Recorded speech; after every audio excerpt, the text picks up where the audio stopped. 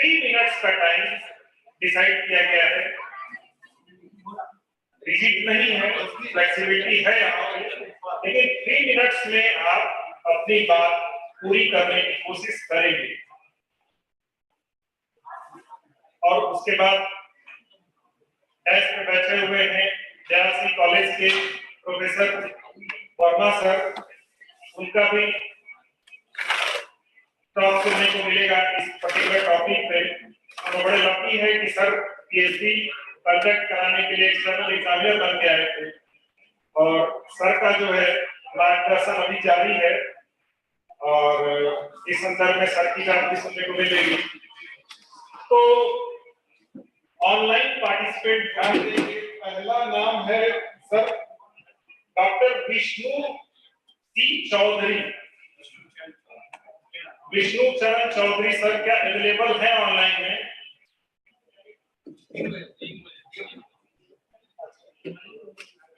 नहीं, अगर है तो नहीं है तो क्या?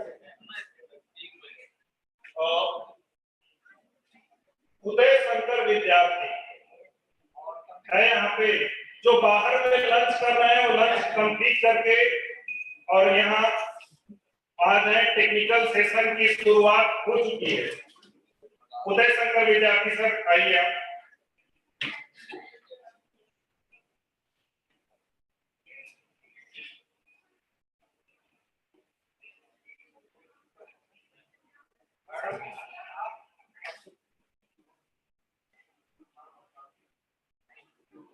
Good afternoon, everybody.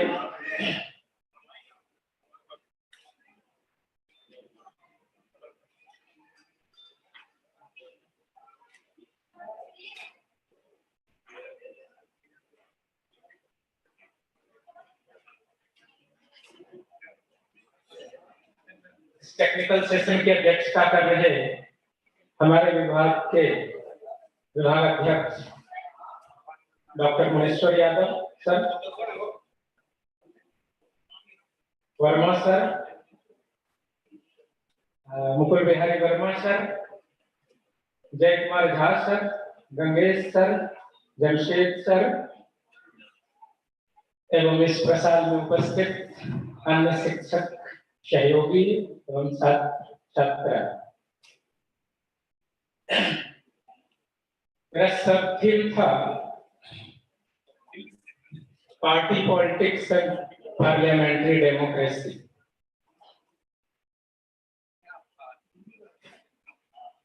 Party politics के संदर्भ में और पार्लियामेंट्री डेमोक्रेसी के संदर्भ में जो जयप्रकाश नारायण के विचार हैं, उसके संदर्भ में मैं अपनी बातें संक्षेप में रखने का प्रयास करूंगा। उन्होंने संविधान लागू होने के पश्चात जो भारत में संसदीय व्यवस्था अपनाई गई, उसके संदर्भ में अपने अनुभव के आधार पर जो विचार रखे थे, जो व्यवस्था में कमियां क्या थी और उन कमियों का निदान क्या हो सकता था, इसके संदर्भ में उन्होंने अपने विचार रखे हैं। और उनका काफी क्रांतिकारी विचार है पार्टीलेस डेमोक्रेसी का। हालांकि आजादी से पूर्व वो खुद ही एक पार्टी विशेष से जुड़े हुए थे, लेकिन उन्होंने व्यक्तिगत अनुभव के आधार पर भारत में जो संसदीय शासन प्रणाली अपनाई गई, उसके अनुभवों से जो कमियां और समस्याएं उन्होंने भारतीय राज्य व्यवस्था के समक्ष देखी, उसके संदर्भ में जयप्रकाश नारायण का ये विचार अनूठा है। हालांकि वो गांधी जी के विचारों से भी इस संदर्भ में प्रेरित थे। इस संसदीय व्यवस्था बिना दलीय प्रणाली के कैसे चल सकता है? से कहा जाता है दलीय प्रणाली को इस संसदीय व्यवस्था का प्राण है, यानी बिना दलीय व्यवस्था के कोई संसदीय व्यवस्था कार्य ही नहीं कर सकती। तो उस संदर्भ में उनका ये विचार काफी प्रासंगिक है। उन्होंने इसके विकल्प के रूप में जो सिद्धांत दिया कम्युनिटेरियन डेमोक्रेसी का, यानी समुदायवादी लोकतंत्र का, या पार्टिसिपेटरी डेमोक्रेसी का, सहभागी लोकतंत्र का, वो काफी महत्वपूर्ण है, पार्टिकुलरली आज के संदर्भ में। दलीय व्यवस्था की क्या कमियां है, कुछ का जिक्र पहले के सेशन में हुआ है। पार्टी के बारे में जिक्र किया गया था कि कैसे पार्टी एक कॉर्पोरेट एंटिटी के रूप में कार्य कर रही है। जनतंत्र मतलब होता है जनता का शासन, है ना। जनतंत्र मतलब जनता का शासन, और ऐसा हुआ है कि भारत में जनतांत्रिक प्रणाली अपनाई गई है, प्रोसीजरल डेमोक्रेसी अपनाई गई है। लेकिन जनता और तंत्र के बीच जो है वो संबंध कट गया है। जनता और सिस्टम, सिटीजन और सिस्टम के बीच जो है संबंध बिल्कुल अलग हो गया है। पॉलिटिकल पार्टी को माना जाता है कि जनता और तंत्र के बीच कोऑर्डिनेशन का कार्य करेगा। लेकिन इस संदर्भ में हम देखते हैं कि जो दलीय प्रणाली डेवलप हुई है, जनता को तंत्र से जोड़ने का जो कार्य है, मुख्य दायित्व है, कोऑर्डिनेशन का जो कार्य है, उसमें पूरी तरह फेल हुआ है। और इस संदर्भ में आज तो ये निश्चित रूप से और ज्यादा प्रासंगिक हो गया है, जिस रूप में पार्टी का कॉर्पोरेटाइजेशन होना शुरू हुआ है। मीडिया मैनेजमेंट, मीडिया के माध्यम से जिस प्रकार का प्रोपेगेंडा क्रिएट किया जा रहा है, जनता के मूलभूत विषयों से जिस प्रकार से भटकाया जा रहा है, जो मूल इशू है, जनमत को हाईजैक किया जा रहा है, उस स्थिति में ये पार्टीलेस डेमोक्रेसी का जो जयप्रकाश नारायण का कॉन्सेप्ट है वो महत्वपूर्ण है। उन्होंने राजनीति के जगह लोक नीति का कॉन्सेप्ट दिया। राजनीति मतलब अपने स्वार्थ के लिए जो राजनीति करते हैं, लोक नीति मतलब जन कल्याण के लिए जो नीतियां होंगी। इस संदर्भ में जो उन्होंने वैकल्पिक व्यवस्था का विचार रखा है वो काफी महत्वपूर्ण है, और वो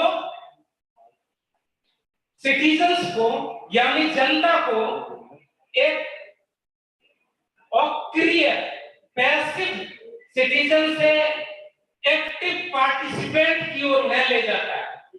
डेमोक्रेसी में नीति निर्माण की प्रक्रिया में जनता की सक्रिय भागीदारी होनी चाहिए। इसी संदर्भ में जयप्रकाश नारायण की जो पार्टीलेस डेमोक्रेसी का कॉन्सेप्ट है वो महत्वपूर्ण हो जाता है। उन्होंने जन समितियों को सक्रिय करने की बात की थी। जो पंचायत राज प्रणाली है, पंचायत राज प्रणाली जनता की उसमें सक्रिय भागीदारी होगी। पहले ग्राम पंचायत सबसे लोकल लेवल पर, उसके ऊपर पंचायत समिति, उसके बाद जिला परिषद, स्टेट असेंबली, संसद, और इस प्रकार से नीचे की इकाइयों प्रत्येक ऊपर की इकाइयों को चुनेंगी और प्रत्यक्ष तरीके से, और रिकॉल का भी अधिकार हो।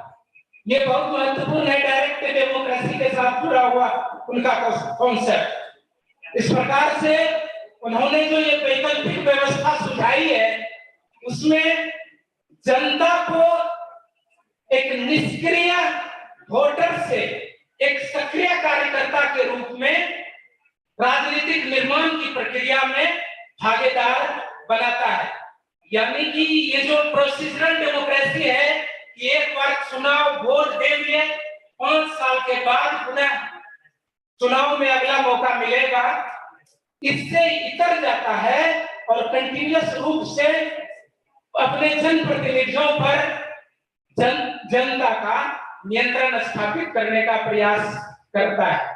ठीक है, तो इस प्रकार से जयप्रकाश नारायण ने जो ये पार्टिसिपेटरी डेमोक्रेसी का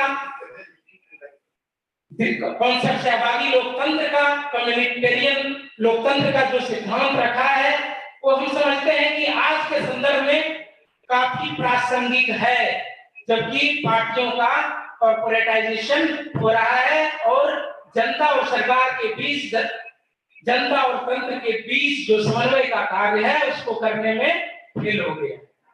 तो मैं इन्हीं शब्दों के साथ अपना वक्तव्य समाप्त करता हूँ। धन्यवाद।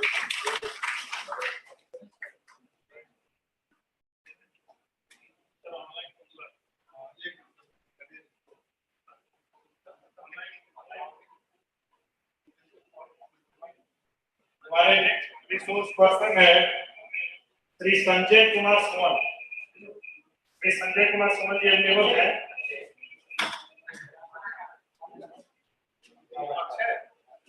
तो लाइव कमेंट जुड़ेंगे, लाइव करो।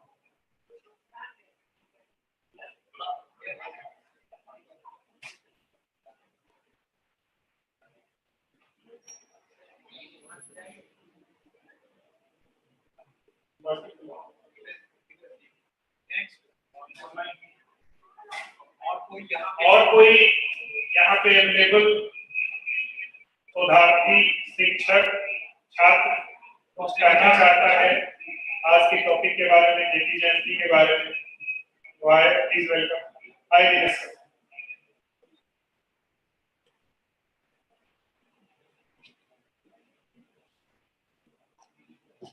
पंचायती विभागाध्यक्ष राजनीति विज्ञान विभाग professor Manishwar Yadav sir, Mukul Bihari Verma sir, Vijay Verma sir, और हमारे जय कुमार झा सर, गंगेश सर, और जमशेद आलम सर, आलोक सर, सभी को मेरा प्रणाम।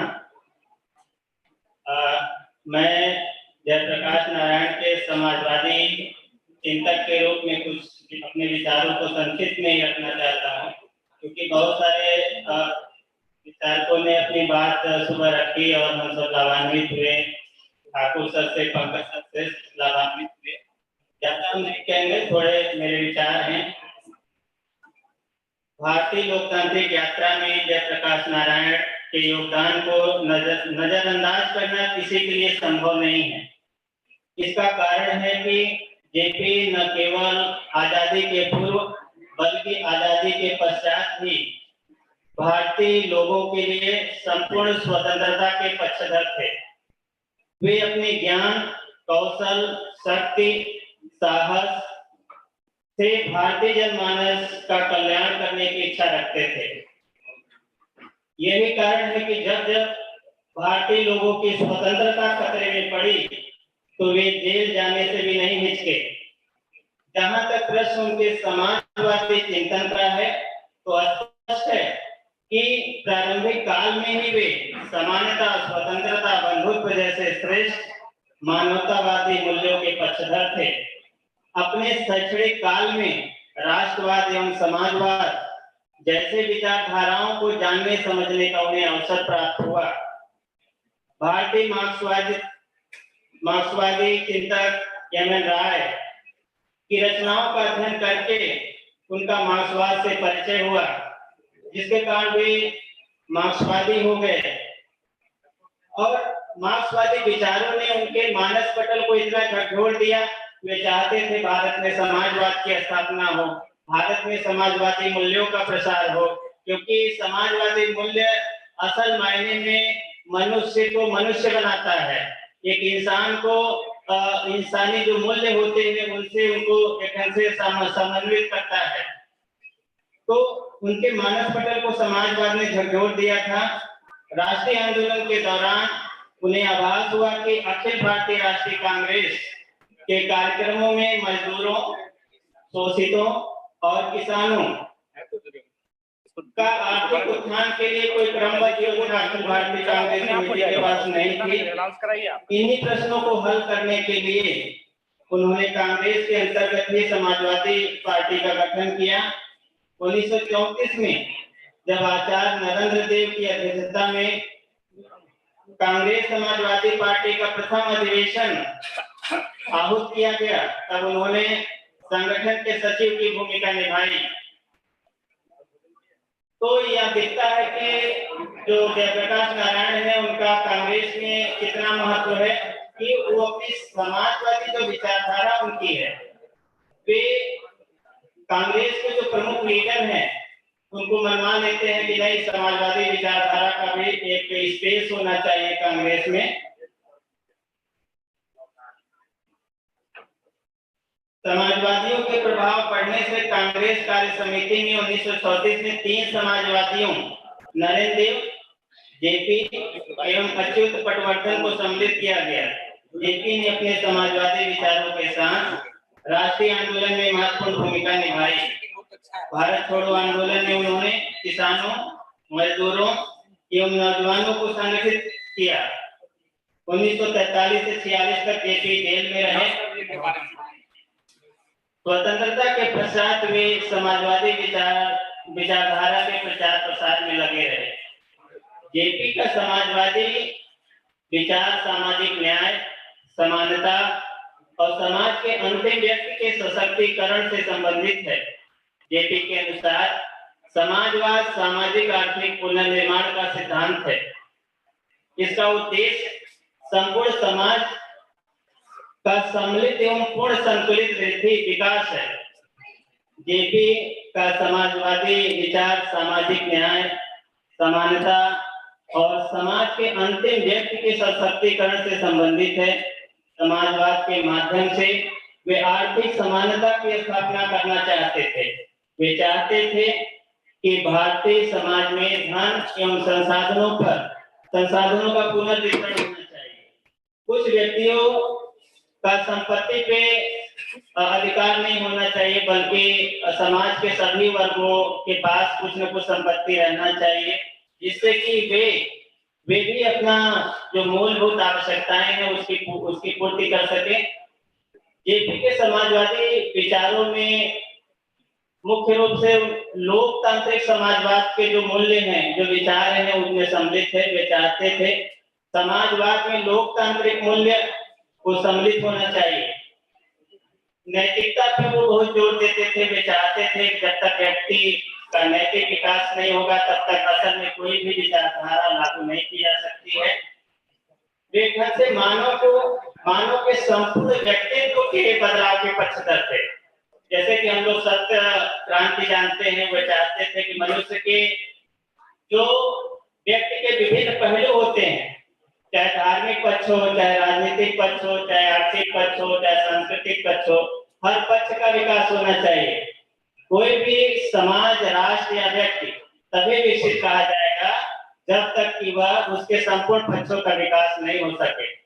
एक से जेपी अपने जीवन से जो कुछ सीखे थे वो पूरा भारतवासियों के लिए दे देना चाहते थे।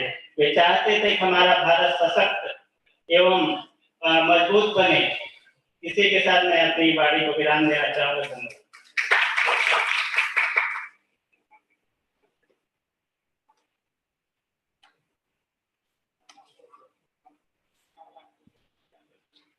डॉक्टर विष्णु चरण चौधरी सर ऑनलाइन माध्यम से जुड़े हुए हैं।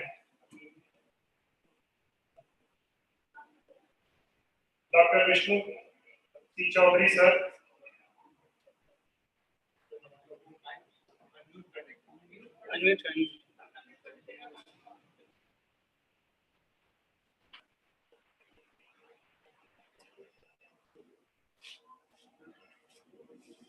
म्यूट है।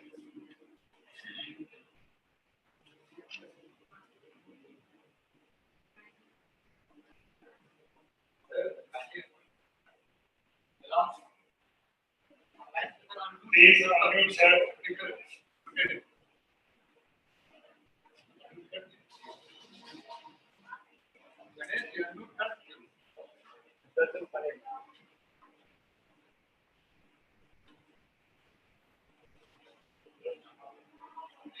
Hello.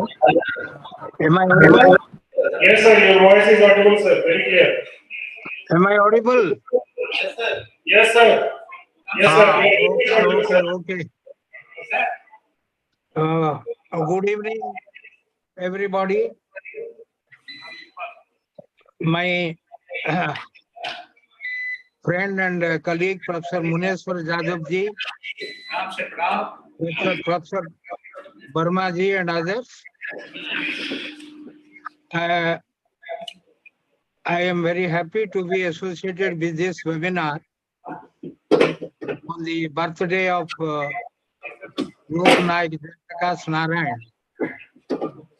And when Muneswar Babu requested me to that I must speak something that the students are interested to hear, I readily agreed, because I know this university is a very good university and has been named after Lalit Narayan Misra, a very prominent Congress leader who at a particular time was the very important minister of the Union Cabinet and a very important Congress leader.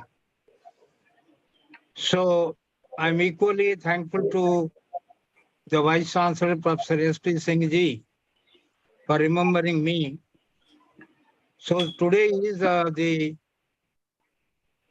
the topic is in the political discourse in India, how we can place Jayaprakash Narayan's views. Because if you look into the political ideas, the economic ideas, the personality and politics of Jayaprakash, we will find that he was a great intellectual of the country. Though he was born in Bihar, he had made his name the world over. As a student, he was inspired by the speech of Maulana Abul Kalam Azad. And after returning from his studies in USA, where he studied MA in sociology, he joined the freedom movement. And he was inspired by Mahatma Gandhi and his leadership also. So from 1929 onwards, he was active in the freedom movement and participated in the Salt Satyagraha, otherwise known as civil disobedience movement. His main contribution to the socialist movement can be traced back to the fact that he was inspired by Jawaharlal Nehru. While Nehru was in the Nasik prisons, he wrote a series of articles under the caption Visit India. And Nehru, in 1929, said, whether you like it or not, I'm a Republican and a socialist. I am not a supporter of the kings and Maharajas, nor do I support the modern kings of industry. So being inspired by Nehru, Jayaprakash and others, before me, a research scholar was presenting that Acharya Narendra Dev, Yusuf Maharali, Dr. Ram Manohar Lohia, Achyut Patavardhan, and then Minu Masani, Ashok Mehta,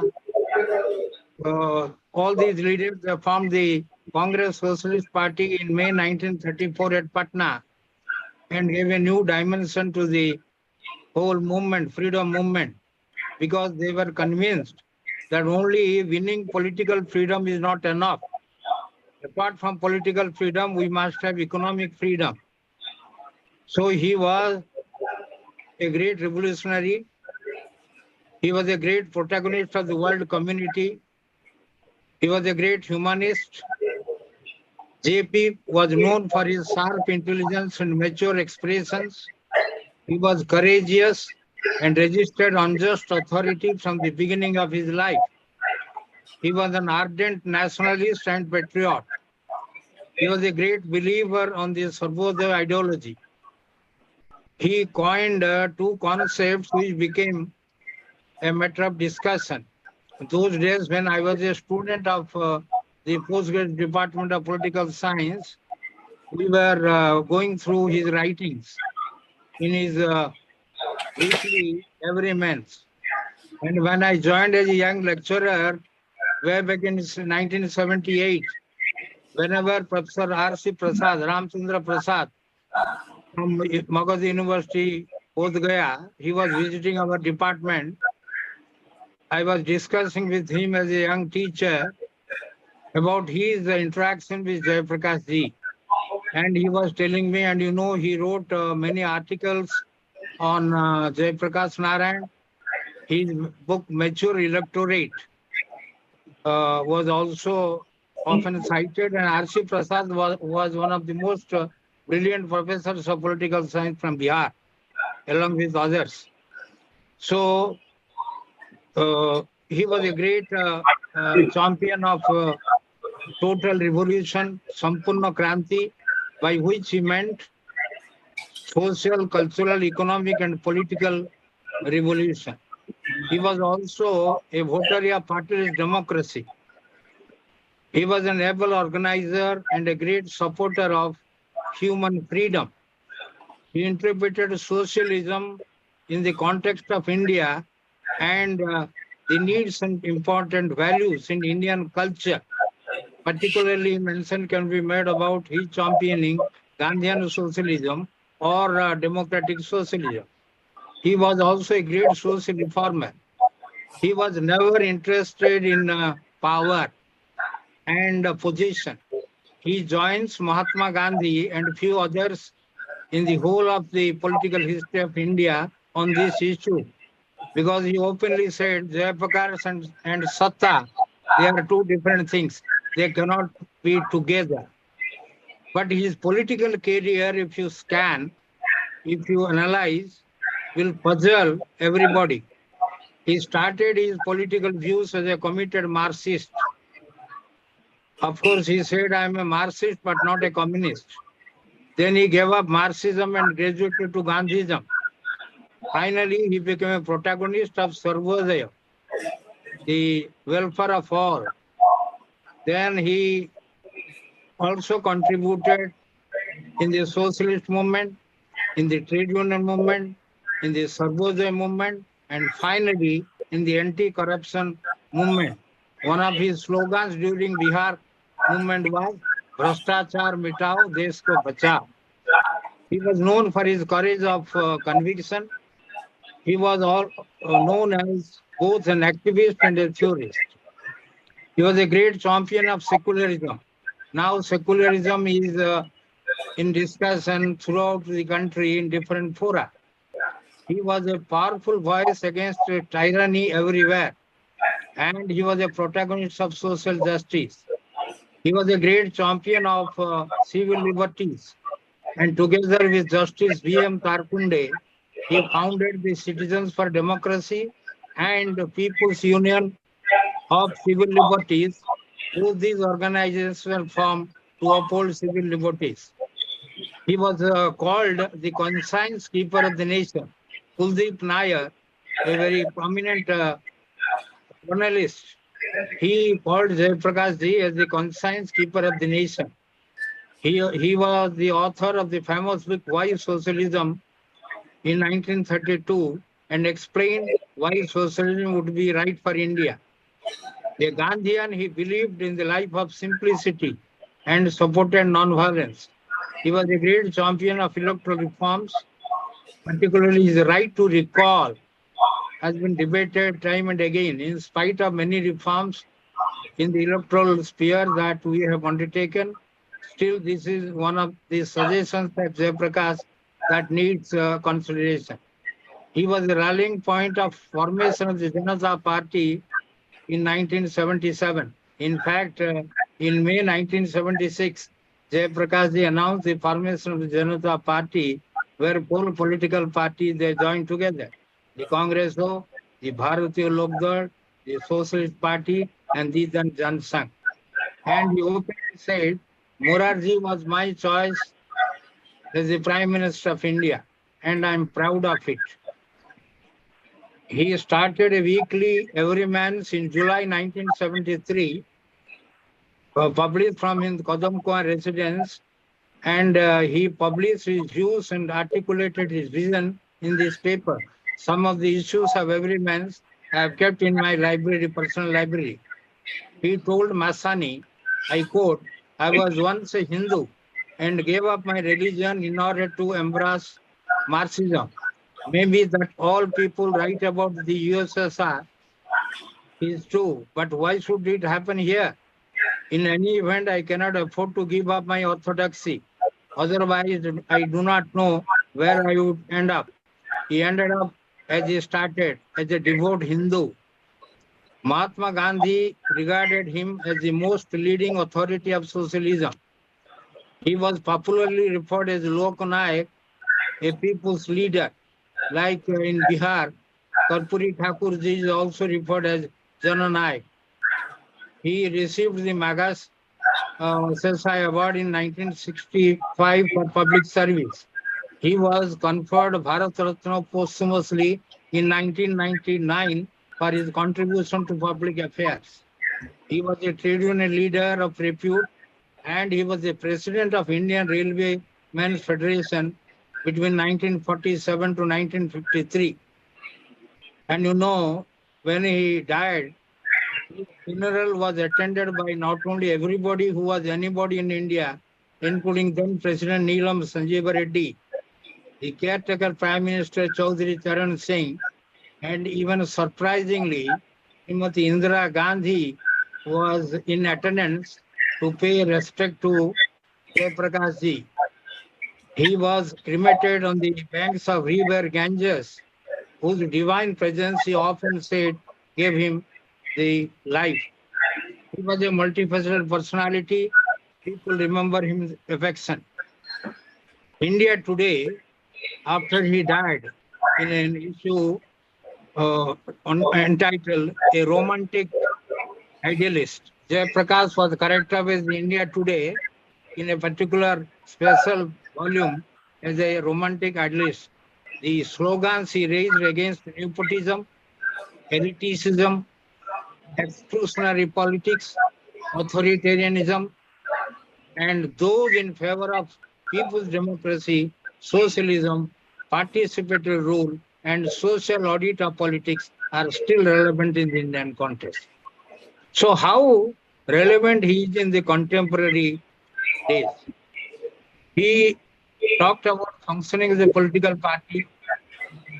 His views were very clear that political parties often take recourse to measures which destroy democracy. That is why he championed the cause of partyless democracy. He said, if you say that partyless democracy is impossible, what is wrong in experimenting at the grassroots level? Number two, corruption. Corruption has a cancerous growth in India. You see what is the magnitude of corruption today in India, and he was the first man to raise the voice, in spite of the fact that even Mahatma Gandhi earlier said corruption is a psychological problem, is a mental problem. So he was against corruption. Then equality and social justice, for which he fought, is relevant. He, he also talked about accountability of the public revenue, to which is still relevant. He talked about the institutional decay, that institutions are decaying. So that is also very relevant. He talked about devolution of values in Indian politics. This is still relevant. He also talked about consumerism, that consumerism is rise. And now you find how consumerism has taken the grip over the whole society in India. Then he talked about rich becoming richer and what is the condition now. Poverty, unemployment, farmers' problem, and non-availability of essential commodities to the common man, to the Aam Aadmi, is a problem. So he fought against casteism. You know about the importance of caste in Indian politics. So he was the voice of the oppressed, voice of the depressed, and voice of the marginalized. He was against play of money power, which is still very important now. Today, I was going through Hindu that the Supreme Court is seized with the matter of having electoral bond, whether it is justified, what is the repercussion, was it right to have passed created the money bill in the parliament when Arun Jaitley he was the finance minister. He opposed the collection of party funds. He was against political corruption. And he was a votary of a politics where there should be service orientation. You know, among the important things that we find, we always say that Jayaprakash ji played a very important role in both Bihar agitation and in also the Gujarat agitation. Both Bihar and Gujarat agitation, they had something common. For example, the Gujarat agitation was started by the Nava Nirman Samiti. Youth and students were involved. At the same time, the Chhatra Sangharsha Samiti led Bihar agitation has the same dimension. High inflation, unemployment, lack of supply of essential commodities, and student movement in Bihar was transferred to a people's movement and a people's revolution. So, particularly when he was asked about the Bihar agitation, he said, look at the thing. We have in Bihar everything possible. We have resources. We have human resources, natural resources. But Bihar is still poor because you find between 1967 to 1974, Bihar has dozens of, I mean, many chief ministers. Maya Prasad Sinha, Satish Prasad Singh, Vindeswari Prasad Mandal, Bhola Paswan Shastri, then President's rule, then Harihar Singh, then Vindeswari Prasad Mandal, then Dharava Prasad Rai, then Karpuri Thakur, then again Bhola Prasad Shastri, then again President's rule, then Kedar Pandeji, then Abdul Ghaffur. When the Bihar agitation was there, and Abdul Ghaffur was the Congress chief minister. So likewise, we find the ideas of Jayaprakash, which are still relevant today. I will give you only pointed vision because of lack of time. He talked about Sarvodaya. Sarvodaya for him was a voluntary action, a voluntary distribution of property, and acceptance of non-application of the non-exploitative attitude or uplift of all. And he joined the Bhutan movement in 1953. Of course, after the Bihar agitation, there was a possible difference between Vinoba Bhave and Jayaprakash Narayan on this issue. What was his vision? His vision was poverty should be eradicated totally. Everybody should have 2 square meals a day. Number 2, human power and natural resources should be used wisely so that Bihar can see a bright future. Every able-bodied person should be employed. Technology must be right technology. It must be simple. There must be no concentration of capital. A widespread network of small industries, rural industries, based on the producing of rural products is necessary. He also talked about or giving priority on education of the people and teaching them in a manner they should not imitate the West. Though he studied from America, he said we should not imitate always the West. He advocated to opt for a simple way of life. This will help to enjoy a happy life. A simple life is always a happy life. He was against corruption, and corruption has been an important issue. Therefore, the slogan was "Remove corruption." He was in favor of democratic decentralization of power and democratic devolution of power. So in India, though we have seen 73rd, 74th Amendment, much talk about decentralization of power, actually devolution of power have not taken place. It has not taken place till now.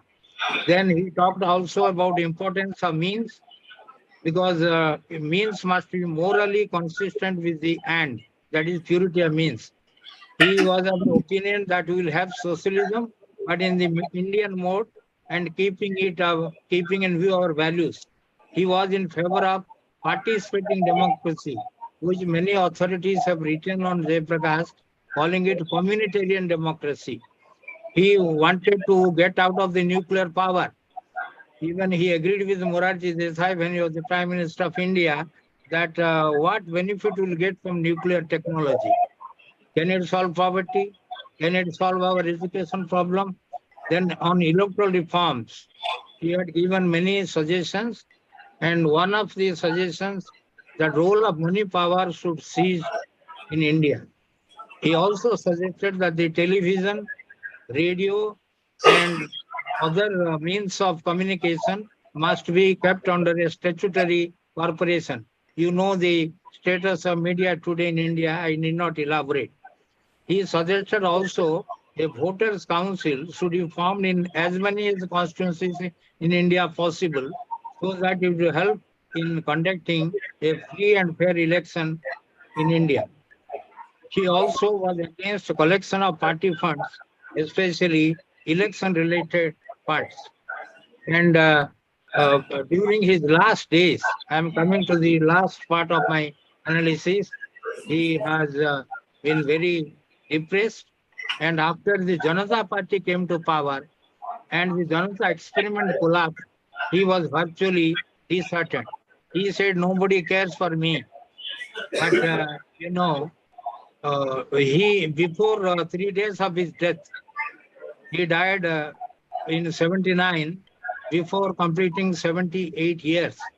So S.M. Joshi, who was Pune based, who was the chairman of the Sanjukta Socialist Party, a colleague of Jayaprakash for decades, he wrote a poem and let S.M. Joshi to hear that poem. And what was the poem? I am for sleeping and forgetting all that have gone before. I am for lying still, letting who will knock at my door. I would my life's sun were setting for me to rise no more. So, to conclude, let me say, Jayaprakash was a great statesman, a great visionary, a great freedom fighter who whose life was a saga of service, sacrifice, and suffering for the nation. And the manner how he faced the national emergency, everybody knows. When emergency was proclaimed, he was arrested, and at the gate of the Tihar jail, when he was pressurized by the media persons, he said, "Bina sakale viparita buddhi." And whatever he said before Tihar jail came to be true when in 1977 the Congress lost power and the Janata Party under the inspiring leadership of Jayaprakash Narayan and BJP Kriparini came to power. Thank you very much for giving me a patient hearing.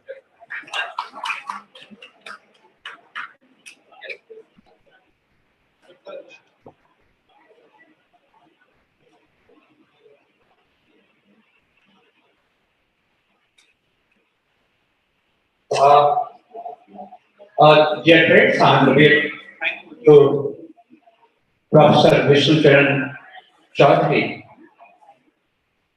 It's simply because of your, enlightened speech, intellectual endeavor, and with the seriousness and the sincerity that has been there in scholar deliberation. I'm really thankful to you, sir, that on behalf of the university department and the entire university, with folded hands, I'm really indebted to, I'm grateful to you. With the inner core of my heart, I express my gratitude to Professor Vishnu Charan Chaudhary, sir. And I'll be inviting you time and again. I want you to be here once upon a time, because this is the land of Mithila, the seat of learning, the seat of ancient culture and civilization. I will be inviting you to this land. I hope you will not deny it. Once upon a time, I would like you to be there. I was talking to the Honorable Vice Chancellor, and I spoke your name, and he said that he is the scholar of excellent stature. So I'm really thankful to you. And sir, your observation that yes, Jayaprakash Narayan did a marvelous job to the service of this nation, particularly socialism in the Indian world. He was a man of experiments. He did a lot of experiments. and vividly used some data. A scholarly presentation was really enlightening for the students of this university and research scholars from the heart and inner core of my heart. I'm really thankful to you, sir. With all the hand, thank you very much, sir.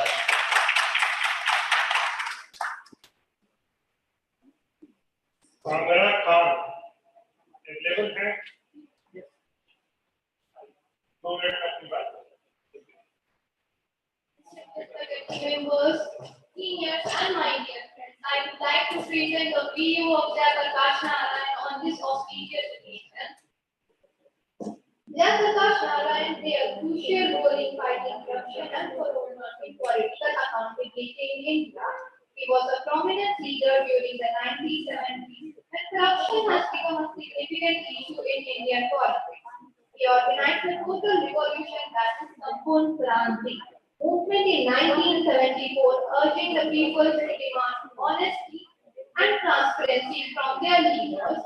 Narayan supports led for the famous Bihar movement, also known as JP movement, where he and the peoples of Bihar protesting against corruption and misgovernance. His leadership inspired a nationwide anti-corruption movement known as JP movement. This movement eventually played a part in downfall of the corrupt government of the time.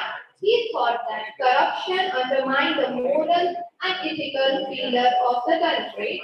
In simple words, Jayaprakash Narayan was a beacon of hope for those who wanted a clean and accountable governance. His courage citizens to hold their political responsible for their actions, making a lasting impact on Indian politics by advocating transparency, honesty, and integrity in the Indian governance. Thank you.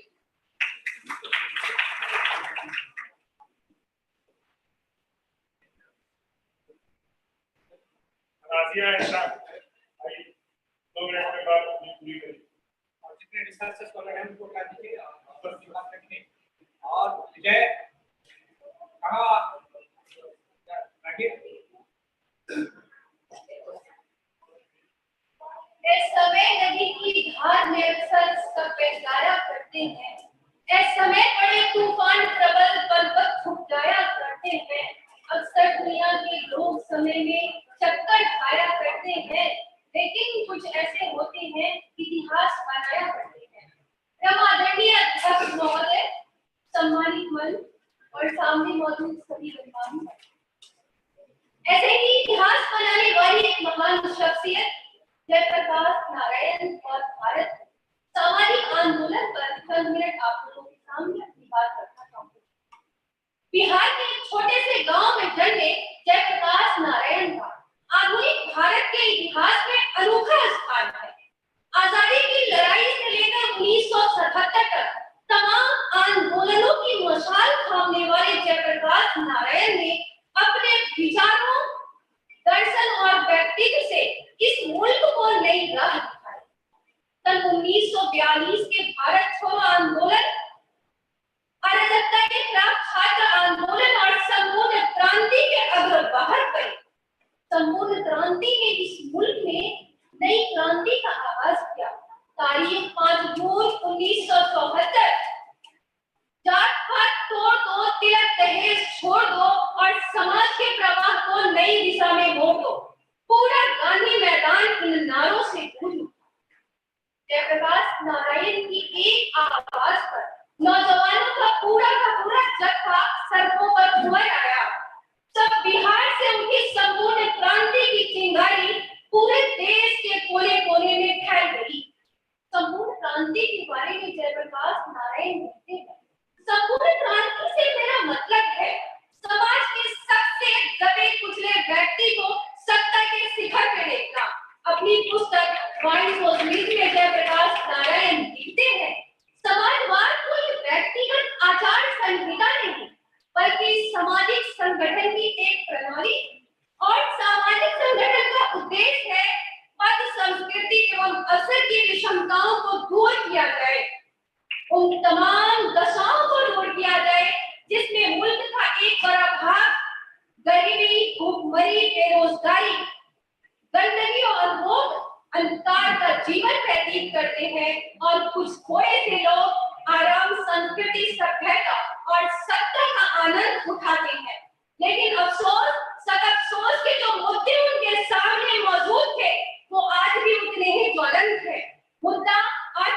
बढ़ती महंगाई और बेरोजगारी का हो, बढ़ते हुए भ्रष्टाचार का हो, शिक्षा व्यवस्था का हो या फिर प्रेस और मीडिया की आजादी का हो, तमाम सारी परिस्थितियां आज वैसे ही लौटती हुई नजर आती है। आज भी मुल्क में प्रेस और मीडिया की आजादी के सवाल खड़े किए जाते हैं। महंगाई और बेरोजगारी अपनी चरम सीमा पे है। स्कूल और कॉलेजों की हालतें बद से बदतर है। अलग अलग क्षेत्रों में भ्रष्टाचार पहले के मुकाबले आज ज्यादा बढ़ गया है। मुल्क की जमहूरियत जंग बड़े कारपोरेटों और कुछ सियासतदानों का गिरोह बन गई है और जनता बेहद मतदाता जेपी को चाहते थे कि हर तरीके की सत्ता सीधे सीधे जनता के हाथ में होनी चाहिए। वो तो राजनीति में ज्यादा से ज्यादा लोगों की भागीदारी की बात करते थे, जनता के पॉलिटाइजेशन की बात करते थे, भ्रष्टाचार को पूरी तरीके से खत्म करने की बात करते थे, महंगाई को खत्म करने की बात करते थे, समाज सुधार की बात करते थे, राजनीतिक सुधार की बात करते थे, राजनीतिक दल में सुधार की बात करते थे, चुनाव प्रणाली में सुधार की बात करते थे। आज सिर्फ डेमोक्रेसी की बातें तो की जाती है। आज पॉलिटिकल पार्टियां सिर्फ डेमोक्रेसी के नारे तो लगाती हैं, जेपी के विचारों को याद तो किया जाता है, लेकिन जब बात आती है राजनीतिक सुधार की, जब बात आती है चुनाव प्रणाली में सुधार की, जब बात आती है सामाजिक सुधार की, जब बात आती है राजनीतिक दल में और चुनाव प्रणाली में सुधार की, तो सारी पार्टियां पीछे नजर आती है। आज जरूरत है कि जेपी के विचारों को संजीदगी से लिया जाए, उन पे गौर किया जाए और ईमानदारी से उन्हें आगे बढ़ाया जाए। इसी के साथ मैं अपनी बात को बंद करती हूं। आप सभी की समाज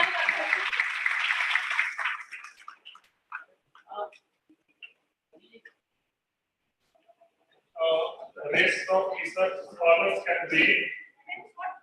अब मैं इस टेक्निकल सेशन के मुख्य वक्ता प्रोफेसर विजय वर्मा सर को आमंत्रित करता हूं।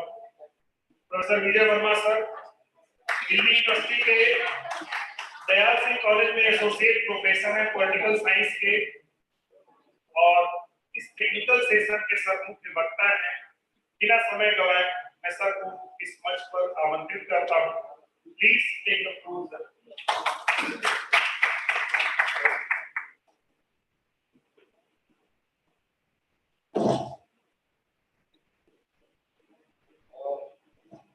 मेरी बारी आई, मैं इंतजार कर रहा था। बात से पहले प्रोटोकॉल उसको फॉलो करना। ये नेशनल यादव सर पूरी पॉलिटिकल साइंस डिपार्टमेंट नाथ की organising secretary doctor Verma sir, sir English plus सामने जितने टीचर या रिसर्चर या स्टूडेंट बैठे हैं सबको ऑलमोस्ट गुड इवनिंग टाइप हो चुका है। नमस्कार।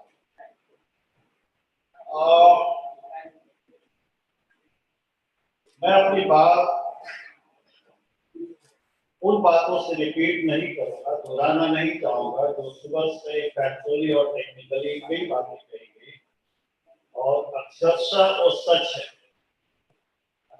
मजिंदर ठाकुर सर ने भी जो कहा, पंकज सिंह सर ने कहा, विष्णु चरण सर भी बहुत एलाबोरेटली उन्होंने बातें रखी है और उनकी जो यात्रा है मार्क्सवादी, समाजवादी, सर्वोदयवादी और लास्ट में फिर अगर मैं यूज करूं वर्ड तो जिंदगी के अंतिम मुकाम पे मैं जेपी को एक बहुत हताश और दुखी व्यक्ति के रूप में देखता हूँ।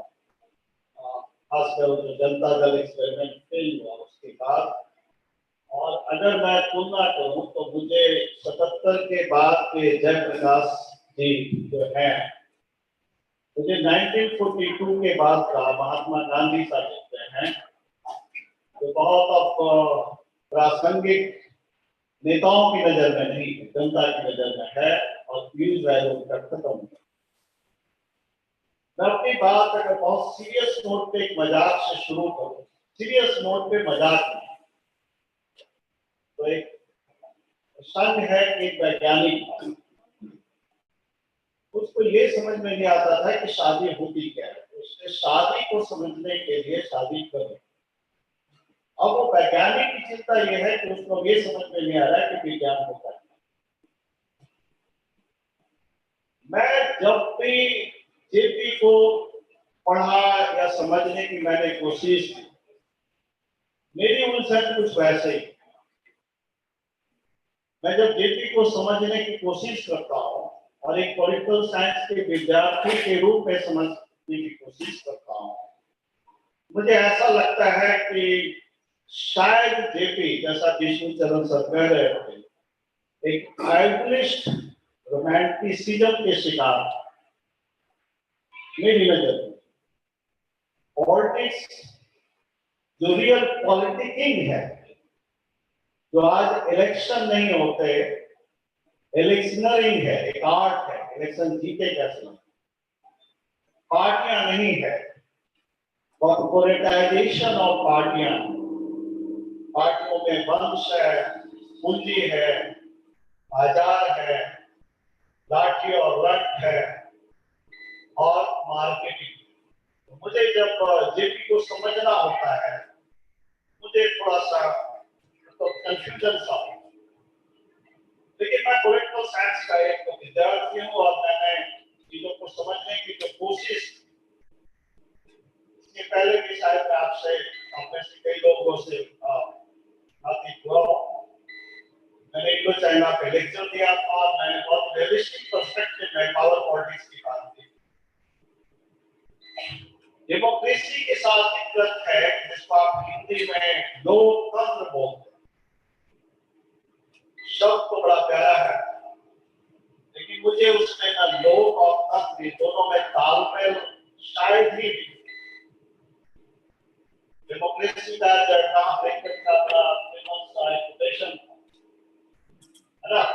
for the people, of the people and by the people, मैंने अपने नजरिए से उसको सुधार किया है और मेरी नजर में आज का जो लोकतंत्र है, पता नहीं जेपी ने इसके बारे में कभी इतने बुरे दिन का सपना देखा था या नहीं, मेरी नजर में आज का जो लोकतंत्र है, बाय द पीपल नहीं है, वो B U by the people, B by नहीं, बी बाय यू बाय का मतलब आप खरीदे, वोट खरीदते हैं, फॉर द पीपल नहीं, मेरी नजर में वो फॉर द पीपल है, FAR, यानी जो जनता से बहुत दूर है।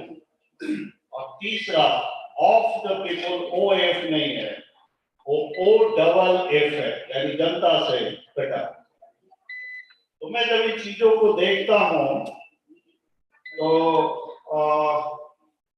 मैं अपनी सारी बातों को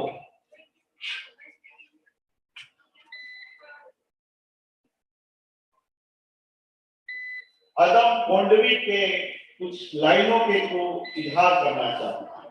ये मेरे लाइन नहीं है, अदम गोंडवी के।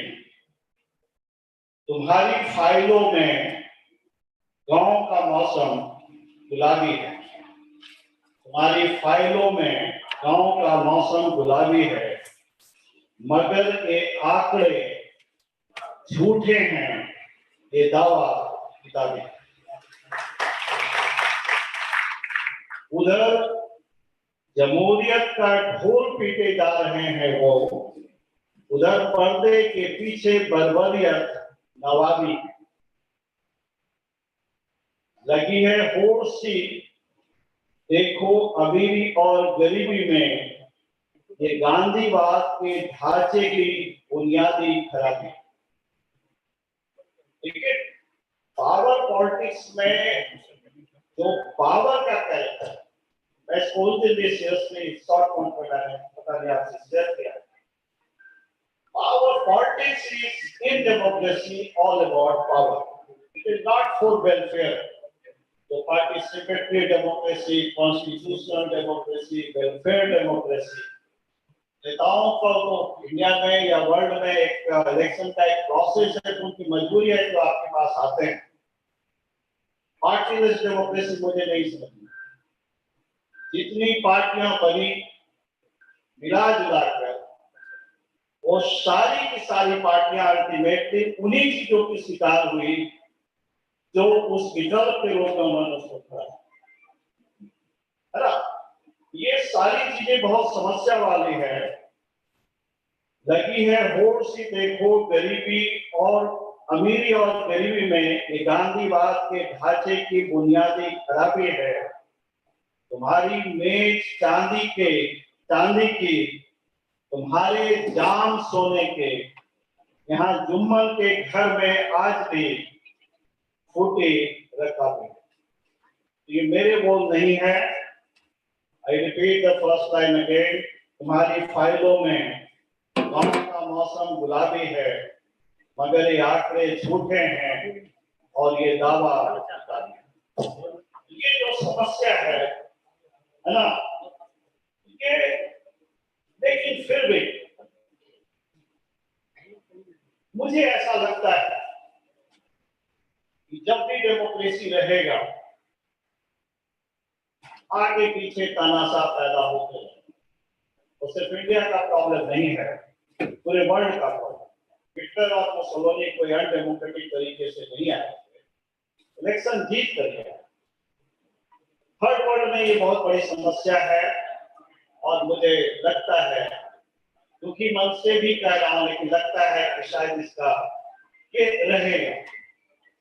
लेकिन ये भी सच है कि जब जब ऐसे लोग सत्ता में आए हैं तो तब तक गांधी और जेपी जैसे लोग का कर्म में धरती पे हुआ है, जिन्होंने सत्ता में मादक लोग, जिनको सत्ता का नशा है, उसके नशे को हमेशा के लिए उखाड़ फेंका है।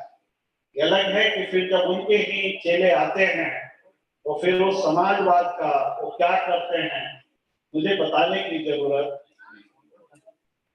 आप ये सब, मुझे नहीं लगता है कि जेपी ने जिस भारत का सपना देखा था, जिस समाजवाद की उन्होंने कल्पना की थी, वो आज 2023 में इस विभत्स रूप में आ जाएगा, जो समाजवाद का नामो निशान मिट जाएगा।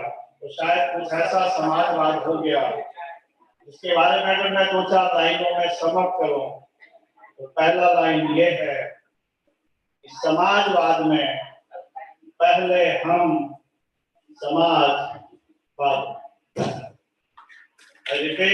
समाजवाद में पहले हम समाजवाद। दूसरे टर्म में बात करूं तो पूंजीवाद का जो विभत्स रूप दिखा,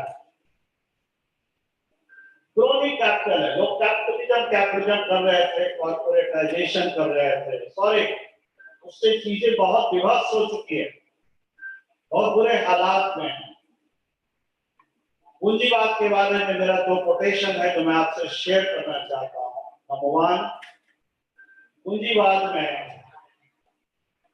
सब कुछ आपने पूंजी की ओर इशारा कर दिया। I repeat, man made money and money made mad. आदमी ने पैसा बनाया और पैसे ने आदमी को पागल बनाया।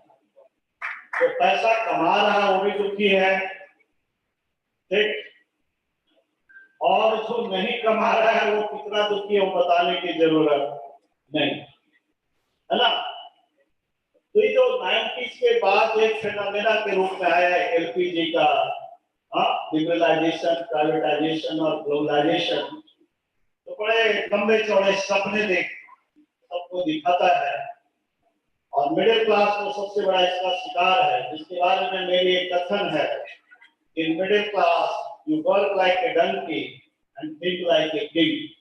मेरी समझ मिडिल क्लास की वो है कि आप गधों की तरह मेहनत करते हो और राजाओं की तरह, नवाबों की तरह सपना। पूरे वर्ल्ड में इसने जो नुकसान किया है एलपीजी ने, और जो करेगा, उसने आदमी के बीच की जो दूरी बना रखी है, वो मुझे अब कहीं ऐसा नजर नहीं आता कि वो कैसे जो है काटा जा सकता है ना। तो मुझे बड़े भारी मन से मैं ये कहना चाहूंगा कि गांधी और जेपी को जब भी मैं देखता हूं तो बस उम्मीद की यही किरण है कि जेपी के फुल फॉर्म में दो ही शब्द है, एक है जय और एक है प्रकाश। मैं चाहता हूं कि लोकतंत्र में ये दोनों शब्द जिंदा रहे और आने वाले दिन जो हैं तो बहुत हताशा के दिन नहीं। तो इन्हीं शब्दों के साथ अपनी बात रख रहा हूं। मैं कुछ भी रिपीट करना नहीं चाहता। टेक्निकली फैक्चुअली जितनी बातें की गई वो बात सही है। इमरजेंसी की बात क्या रिपीट करूं, सबको जानते हैं आप। नेशनल इमरजेंसी 75 to 77 लगा, जेपी का आंदोलन हुआ, लेकिन मुझे नहीं लगता कि, इसलिए मैंने कहा कि अगर मुझे जेपी की यात्रा का एक लकीर खींचना हो तो मुझे एक मार्क्सवादी जेपी, समाजवाद की ओर समाजवादी जेपी, फिर वहां से भी हताश होकर सर्वोदय की ओर और वहां से फाइनली हताश होकर मुझे एक बहुत, आपको पता नहीं कि मालूम है कि नहीं कि जेपी के जिंदा रहते लोगों ने ये डिक्लेयर कर दिया था कि जेपी दुनिया में है। तो इस देश में खासकर पॉलिटिक्स में, एकेडमिक्स की बात तो नहीं करूंगा, जो पॉलिटिकल चेले होते हैं उन्होंने अपने गुरुओं का जो अपमान किया है, जो उनको दुख सौंपा है, उसका कोई जोड़ मुझे लगता है कि पूरे थर्ड वर्ल्ड कंट्री में भारत की तरह और कहीं नहीं। इन्हीं शब्दों के साथ अपनी बात को विराम देता हूं। Lalit Narayan Mishra university political science का बहुत बहुत धन्यवाद। मैं तो पीएचडी वाइवा लेने आया था, ये बाकी प्रोसेस में सब हो गया। अच्छा लगा आपकी सब कुछ देखकर, जोश देखकर, ऑर्गेनाइजेशन देखकर, कमिटमेंट देखकर, बच्चों का उत्साह देखकर, टीचरों का आपस का कोऑर्डिनेशन देखकर।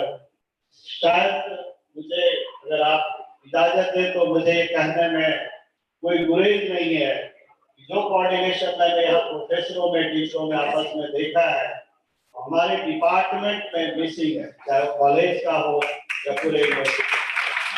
हमारे यहाँ पे जो टीचर एक सेमिनार करवाता है सिर्फ उसी के चार चीजें बैठे रहते हैं, इसके अलावा कोई बैठने के लिए तैयार नहीं है, कोई किसी का मुंह तक देखने को तैयार नहीं है।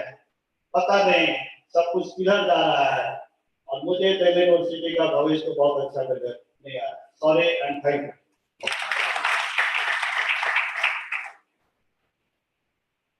बहुत बहुत धन्यवाद सर।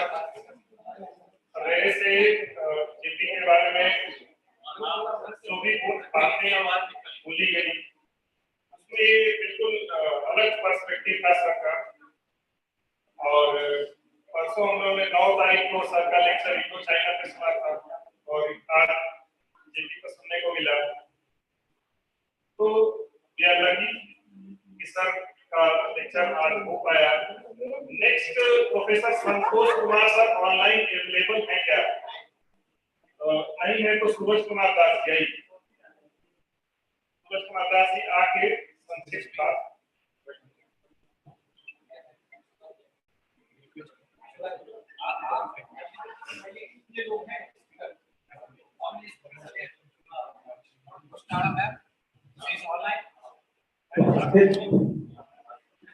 इस कार्यक्रम के सम्मानित अध्यक्ष हमारे गुरुदेव और राजनीति विभाग को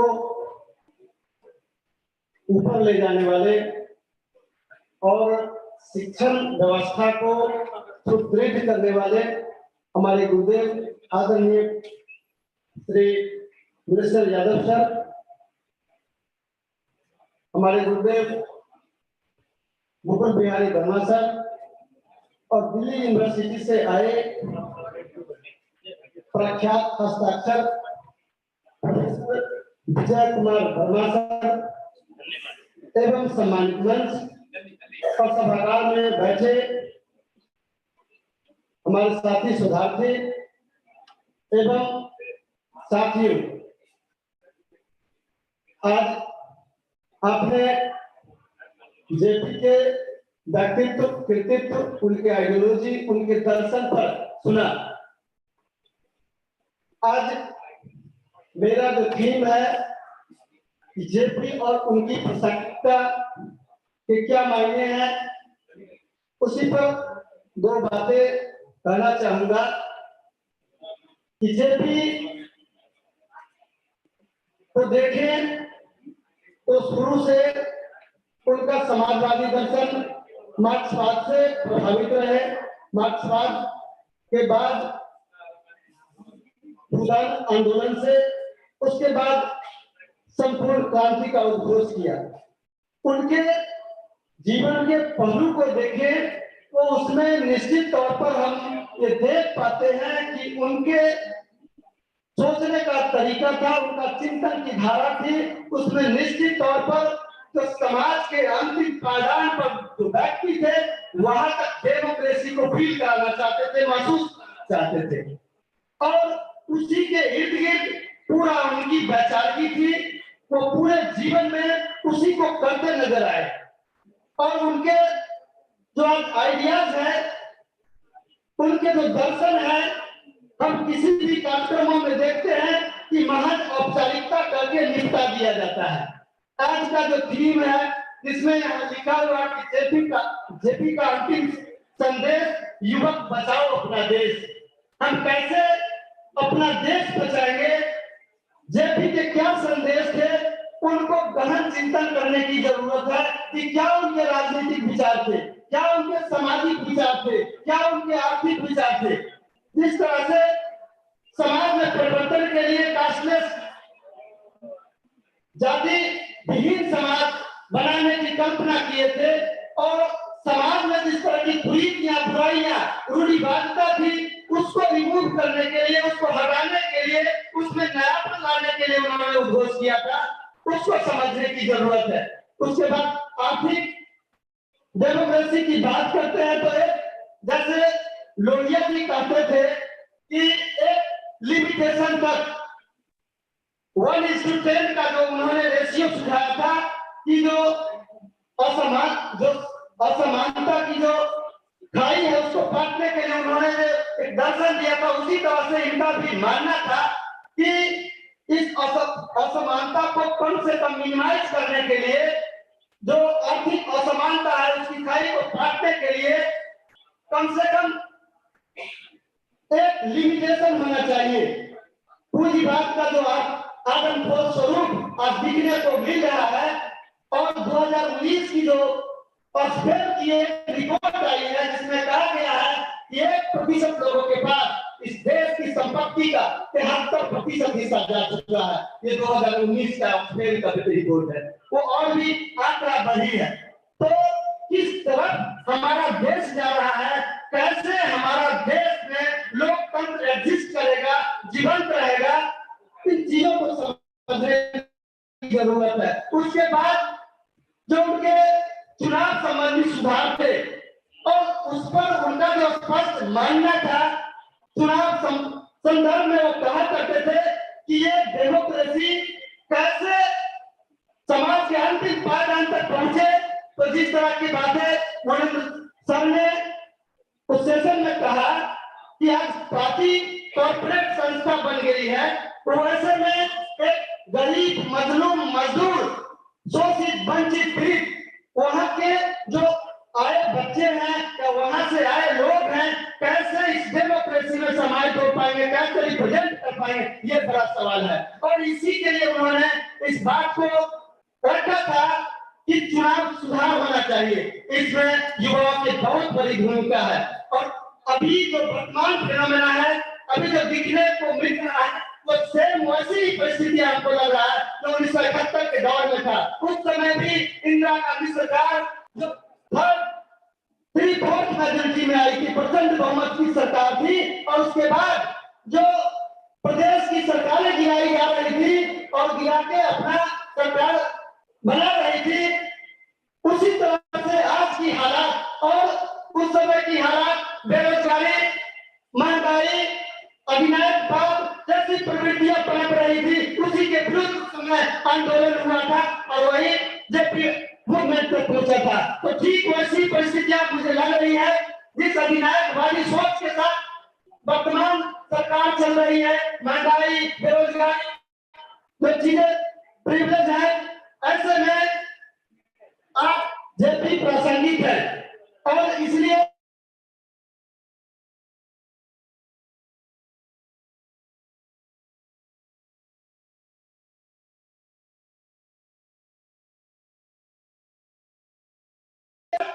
और उनकी जो संदेश थी, उनके जो संदेश थे, उनको जब तक अमल में नहीं लाएंगे, धरातल पर नहीं उतारेंगे, तब तक ये मुमकिन नहीं है और हमारा डेमोक्रेसी नहीं बचेगा। जिस तरह से स्वायत्त संस्थाओं का दुरुपयोग हो रहा है, जिस तरह से चीजें बदल रही है, ऐसे में निस्संदेह जेपी प्रासंगिक है और उनके राह पर चलकर हम निश्चित तौर पर हम इस देश की लोकतंत्र को बचा सकते हैं। इन शब्दों के साथ हम आप लोग का धन्यवाद। जय हिंद, जय भारत।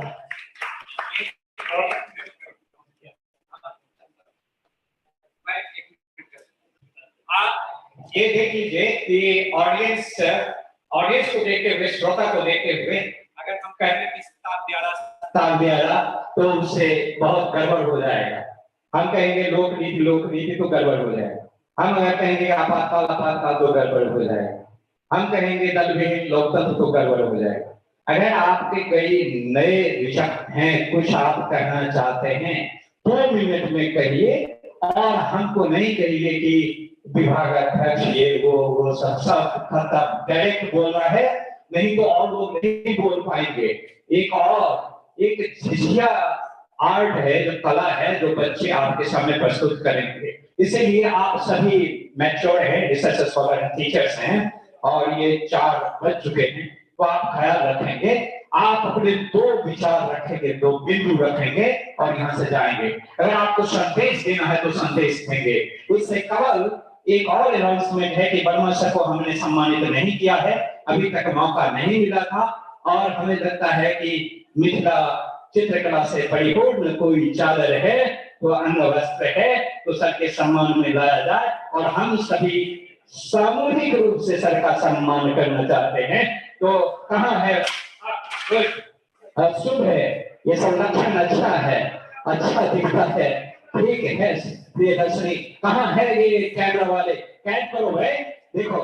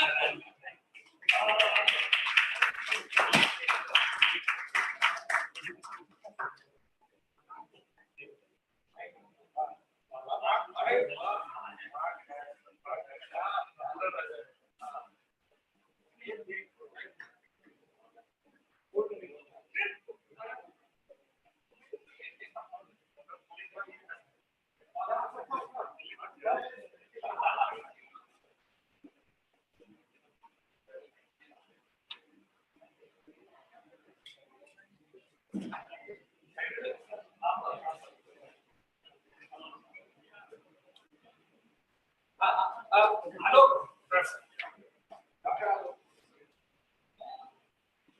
नेक्स्ट नीरज यादव जी आइए। सर के निर्देशानुसार अपनी बात बिल्कुल अच्छे करके जाइए।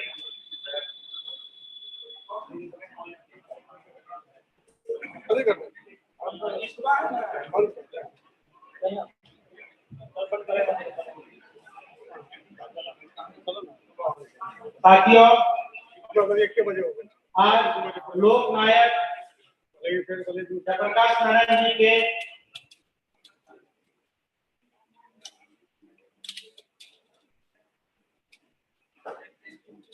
जयंती पर मिथिला विश्वविद्यालय के इस गुलमी हॉल में उपस्थित तमाम प्रोफेसरगण, छात्रगण सभी का मैं हार्दिक अभिनंदन करता हूँ। साथियों, देश के विभिन्न विश्वविद्यालयों से आए हुए प्रोफेसरों ने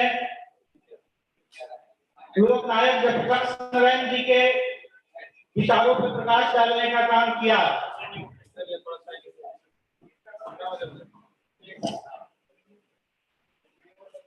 आज देश के आजादी के 76वें साल में हम लोग प्रवेश कर गए हैं और भारत के तमाम किसान, मजदूर, शोषित वंचित वर्ग के लोग जो आजादी के मूल के सपना देखे थे, उनसे कोसों दूर है। भारत में कहने के लिए बहुदलीय व्यवस्था थी, लेकिन देखा जाए तो आजादी के बाद 3 दशक तक कांग्रेस की शासन भारत में रही और यही कहा जाता था जिस समय में लोक नायक जयप्रकाश नारायण जी ने संपूर्ण क्रांति का नारा दिया था 5 जून 1974 को पटना के गांधी मैदान से। उस समय भी कांग्रेस की सरकार थी केंद्र में और इंदिरा गांधी प्रधानमंत्री थी और यही कहा जाता था तो इंदिरा ही कांग्रेस है, कांग्रेस ही भारत है। और जो भारत के लोगों ने सपना देखा था आजादी का, इन 3 दशकों में उसको सिर्फ मायूसता ही हाथ लगी और जिन लोगों की कांग्रेस में पकड़ थी, जो भारत के पूंजीपति राजे रजवाड़े लोग थे, सिर्फ आजादी की तक सीमित थी। कहने के लिए तो हम अपने देशी शासन से गुलाम हो गए। इस समय मुझे भगत सिंह की एक लाइन याद आती है, जो गोरे अंग्रेजों से तो आजाद हो जाओगे, भूरा अंग्रेजों से कैसे आजादी मिलेगी। तो ये भारत के शासन का स्वरूप बदल गया। संपूर्ण क्रांति के साथ हमारे थे, मैं सामाजिक क्रांति की जब बात करूं तो वर्तमान दौर में भी भारत में ऐसी शासन पद्धति है, ऐसे तानाशाही सरकार की हुकूमत है हमारे मुल्क में, जो संविधान को, लोकतंत्र को कुचलना चाहती है और हमारे फंडामेंटल राइट को, हमारे अधिकार का दमन करना चाहती है। आज वक्त आ गया है तो फिर से भारत में संपूर्ण क्रांति की। हम तमाम छात्र, युवा उस समय को जब याद करते हैं, आज के दौर को जो देखते हैं, वो एक तरह से उसमें झलकियां आ रही है। आज 76 साल में भारत के आजादी में जिन लोगों का, किसान मजदूर का सहयोग था, उनका इतिहास कारों ने छुपाया है। चाहे भारत के जो भी इतिहासकार हो, रामचंद्र गुहा हो या अन्य कई, मुझे उनकी नाम याद नहीं है, वो किसी पॉलिटिकल पार्टी से, चाहे वामपंथी हो, दक्षिणपंथी हो या सेंटर की पार्टी हो, उन्होंने छुपाया है हमारे बलिदान को। हम अपने आजादी के मूल्यों को किसी भी कीमत पर लड़के हासिल करेंगे। और मैं एक बात लास्ट में बता देना चाहता हूं, आप जिस समानता की बात करते हैं, वो समानता तभी इस भारत में आएगी जब इस भारत के प्रत्येक नागरिकों को भारत की भूमि का बराबरी में बंटवारा होगा और ये लोकतंत्र के विकल्प को बदलना होगा। जब तक इस शासन का स्वरूप नहीं बदलेगा, घूम फिर करके मुखौटा पहन के यही भ्रष्टाचारी मक्कार लोग दिल्ली के गद्दी पर बैठेंगे। इंकलाब जिंदाबाद। रामकृपाल वर्मा जी और उसके बाद प्रियदर्शनी आ जाइए।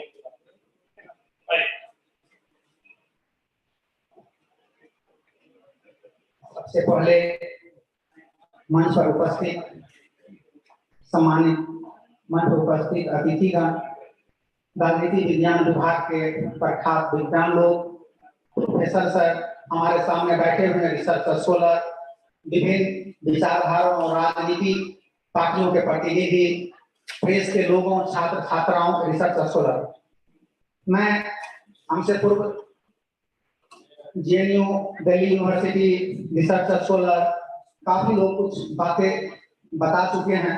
मैं बस एक दो बातें बताना चाहूंगा कि आज का दिन 11 अक्टूबर का महत्व भारतीय राजनीति में महत्वपूर्ण है, क्योंकि हम जयप्रकाश नारायण जी को याद करते हैं। लेकिन आपको एक बात और याद रखनी चाहिए कि अक्टूबर महीने का यह पहला पखवाड़ा आधुनिक देश और दुनिया के 3 महान लोगों के स्मृति, उनके याद करने का दिन है। जैसे 2 अक्टूबर को महात्मा गांधी का जन्मदिन, 8 अक्टूबर को जयप्रकाश नारायण जी का निधन, 11 अक्टूबर को उनका जन्म और 12 अक्टूबर को डॉक्टर राम मनोहर लोहिया जी का देहांत हुआ था।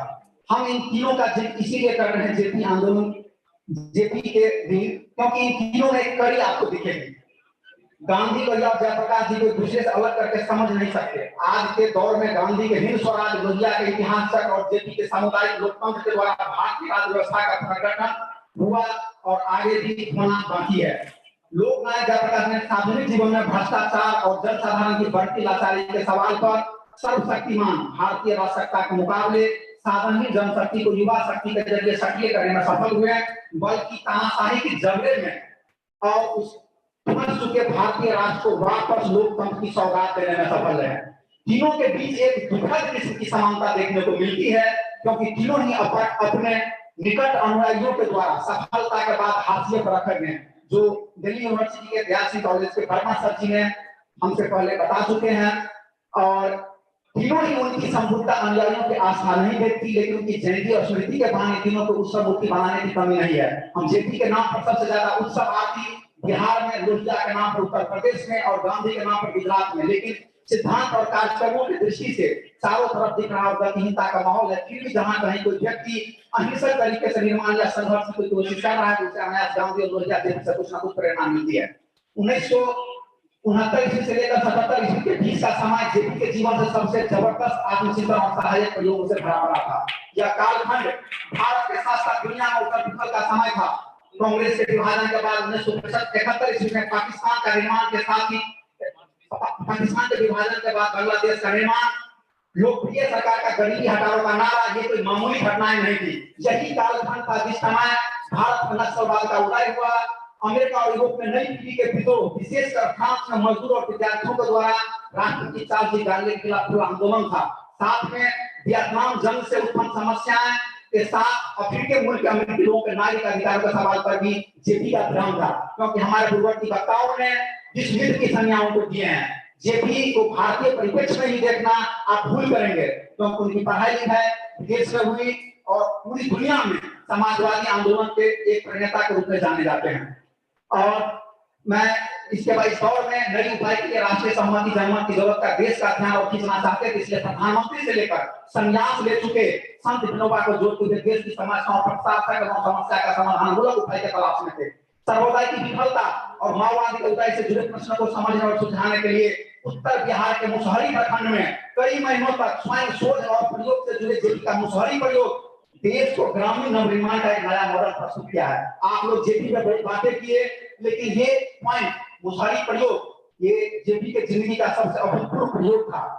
और मैं बाद में कुछ चंद वर्ड और बोलना चाहूँ। संपूर्ण क्रांति समय जो समस्याएं थी, आज भी कमोबेश वैसी समस्याएं हैं, लेकिन काफी हद तक सूचना का अधिकार, शिक्षा का अधिकार, रोजगार का अधिकार, वन क्षमता का अधिकार, ये कुछ हद तक कुछ पूर्ण हुई है। और हम देखते हैं कि आने वाले समय में समाजवादी आंदोलन और मजबूत होगा और देश की जो समस्या है उसका हल होगा। लेकिन समाजवादी आंदोलन से जुड़े हैं सही अर्थों में समाजवादी का जो मुख्य तत्व है आर्थिक और राजनीतिक क्रांतिकारिता, वो समाजवाद से गायब हो चुका है। दूसरी बात, ऐसा कहा जाता है कि किस तरह का यह नया जीव पैदा हुआ है, इसकी मां तो समाजवादी आंदोलन है, लेकिन पिता साहित्य संसदवाद है। इसका मूल्यांकन होना बाकी है और इसके अंदर समाज का प्रभाव नहीं होगा। जय हिंद, जय भारत।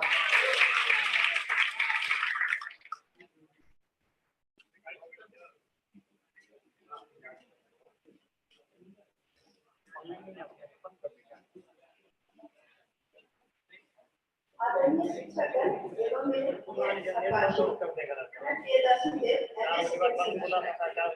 आज लोकनायक जयप्रकाश नारायण जी की जयंती का शुभ अवसर है। इसमें मैं आप सबसे दो शब्द कहना चाहती हूँ। जयप्रकाश नारायण जी ने जो संपूर्ण क्रांति का लक्ष्य दिया था और उन्होंने अपने जीवन में इसके लिए बहुत कुछ किया। आवश्यकता है कि इस क्रांति को आप सब आगे लेकर जाएं, क्योंकि वो क्रांति अभी तक संपूर्ण नहीं हुई है और इस क्रांति को आगे ले जाने के लिए आप सबको अपनी नैतिक और बौद्धिक चेतना को बढ़ाना होगा। भौतिकता में अत्यधिक लिप्त न होकर अपने शिक्षा को, अपने नैतिकता को और अपने बौद्धिकता को उच्च स्तर पर ले जाए, क्योंकि यदि कोई किसी राष्ट्र में अधिक से अधिक नागरिकों की व्यक्तिगत बौद्धिकता, नैतिकता और शिक्षा उच्च स्तर की होती है तो उस राष्ट्र में भ्रष्टाचार व्याप्त नहीं होता और भ्रष्टाचार का अंत तभी हो सकता है जब व्यक्ति का नैतिक स्तर उच्च हो। नैतिकता व्यक्ति के जीवन में कहीं खो सी गई है। हम सभी चाहते हैं कि हम नैतिक स्तर को ऊंचा ले जाएं और तब क्रांति की बातें करें। क्रांति केवल एक भीड़ बन जाने से नहीं होती है। क्रांति के लिए विचार और विचारधारा दोनों का ही होना आवश्यक है। जेपी ने अपने जीवन में बहुत से शिष्य बनाए और उस शिष्य ने सभी ने अपने आप को जेपी का शिष्य नहीं केवल और केवल अपना राजनीतिक भविष्य सुनिश्चित किया और उन लोगों ने जो भी अपना राजनीतिक भविष्य बनाया उस राजनीतिक भविष्य को पीढ़ी दर पीढ़ी आगे बढ़ाते रहने के लिए भ्रष्टाचार के निम्नतम स्तर पर चले गए, क्योंकि जेपी ने जो किया वो सच था, पर उनके शिष्यों ने जो भी किया वो बहुत ही अनैतिक है। उनके एक भी कुछ ऐसे होंगे विलन पता नहीं, पर जो भी दिखते हैं सामने वो सब तो कहते हैं जेपी के जयंती पे फूलमाला लेकर आते हैं, भाषण देते हैं, पर उनमें कुछ भी जेपी जैसा नहीं है। उनमें क्रांति नहीं है, उनमें केवल क्रांति ही क्रांति है।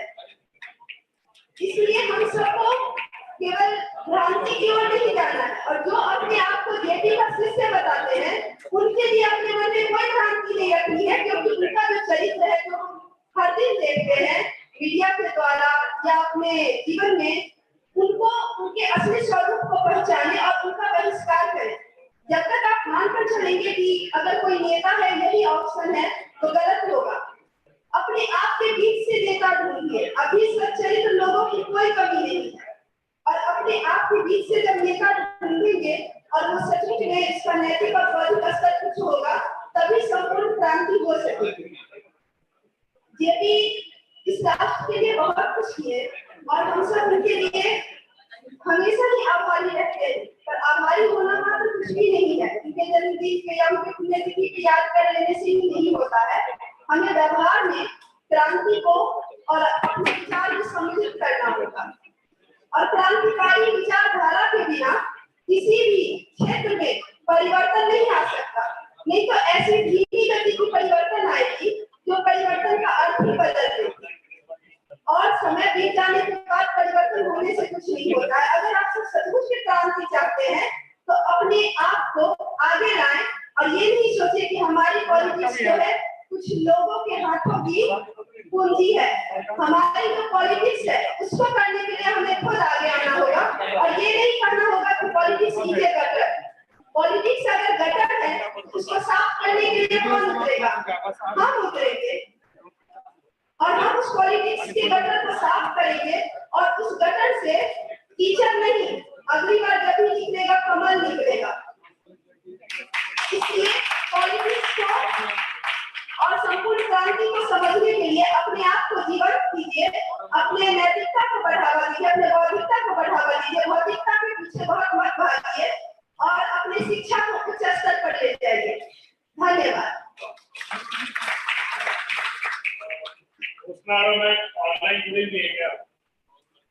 Yes, sir. Yes, sir. Am I audible? Thank you, sir. Thank you. Respected Chairman and our HOD, Professor Muneshwar sir, Jaykumar sir, Verma sir, and all professors, colleagues, and students. My topic is JP and social movement in India. On 11 October 1902 in Sitab Diara, Bihar, a great personality was born, whose early life was marked by a deep sense of social justice, and who has an innate desire to uplift the downtrodden society. Jayaprakash Narayan की पूरी जिंदगी लोकतांत्रिक मूल्यों एवं समाजवादी विचारों से ओत-प्रोत रही। काफी कम उम्र से ही वो स्वतंत्रता आंदोलन से जुड़ गए और महात्मा गांधी के विचारों का उन पे बहुत ज्यादा प्रभाव पड़ा। उनके सोशल मूवमेंट्स को हम 2 पार्ट्स में बांट कर यहाँ पे देखेंगे। समय कम है इसलिए बहुत संक्षेप में कहूंगी। Pre independence experience and other post independence experience.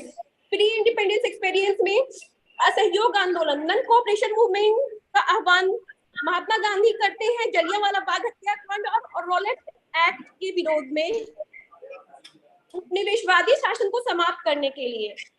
JP काफी कम उम्र के थे, उस टाइम कॉलेज में पढ़ रहे थे, उन्होंने उसमें भाग लिया।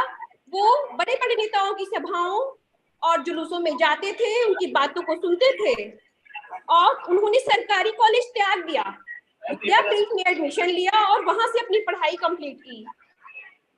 सबने अवज्ञा आंदोलन, जब सिविल डिसओबीडियंस मूवमेंट हुआ तो इसमें भी उन्होंने भागीदारी ली।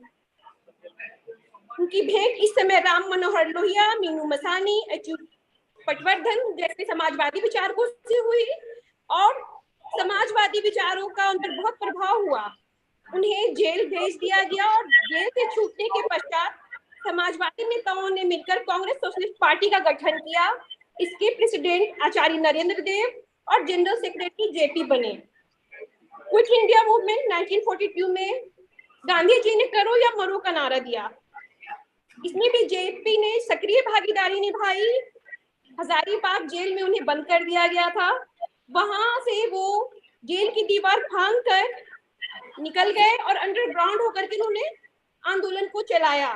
आजाद दस्ता का गठन किया, उसमें जो भी लोग शामिल होना चाहते थे, स्टूडेंट, स्वतंत्रता सेनानी शामिल हुए और उपनिवेशवादी शासन को उखाड़ फेंकने का भरसक प्रयत्न किया।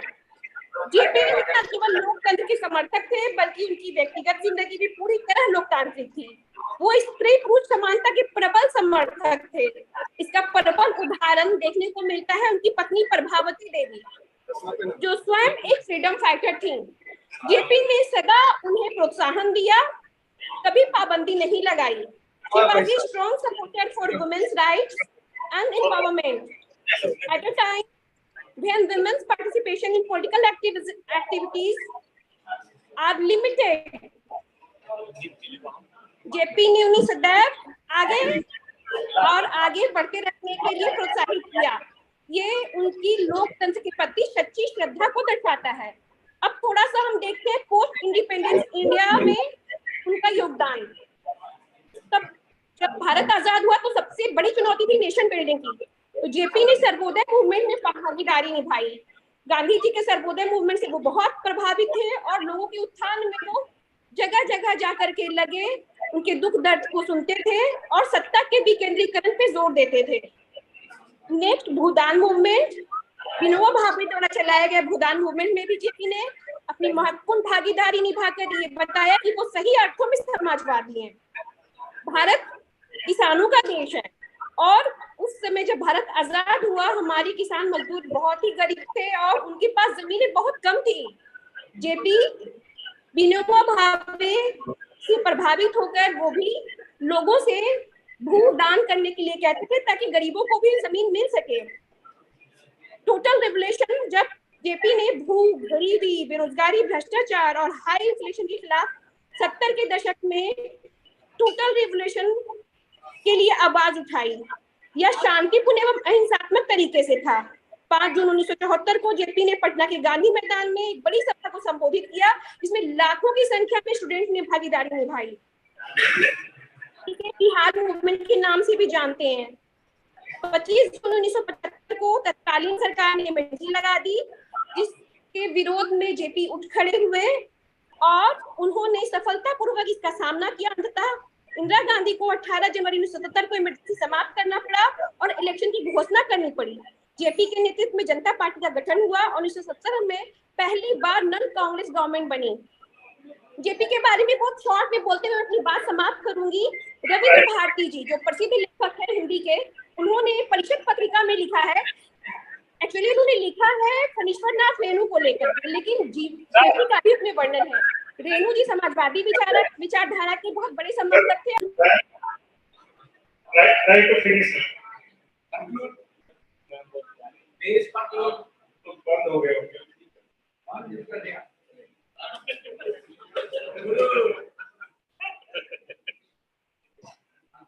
Next is Dr. Salesh Kumar Singh. तीन स्पीकर हैं, जल्दी बात फिनिश करें। तीनों दिग्गज है, लेकिन यहाँ पे अपनी बात जल्दी समाप्त करनी है। धन्यवाद सर।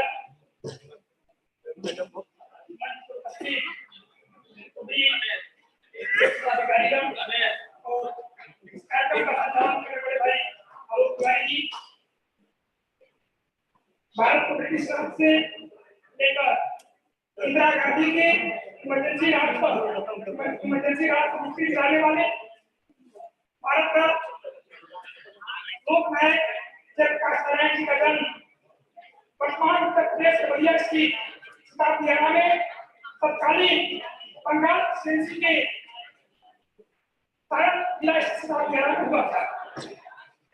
संपूर्ण क्रांति आंदोलन के दौरान जब उनकी राष्ट्रपति पर सत्ताधीशों ने कष्टी लगाने का विश्वास किया, उन्होंने प्रत्युत्तर में कहा कि जयप्रकाश की राष्ट्रपति पर संदेश दिया गया तो शायद आपको कोई भी दुश्मन देश में नहीं देगा।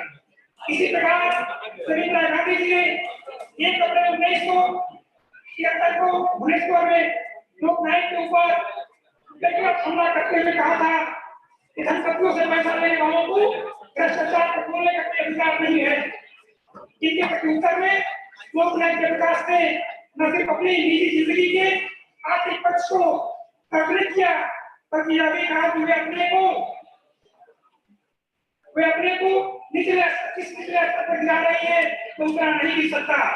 उनको सबसे ज्यादा सवाल खुद से करने का खुद से मिलते रहे, क्योंकि उन्होंने अपने हर सफलता विफलता का समझने का विश्लेषण किया। लोकनायक ने दूसरों से पहले खुद पूछते थे कि हमसे कहाँ भूल हुई, किसी भी सफलता विफलता के पहले या उसके पश्चात लोकनायक अपना विश्लेषण करते थे। संपूर्ण क्रांति के दौरान लोकनायक ने कहा, मेरे युवा मित्रों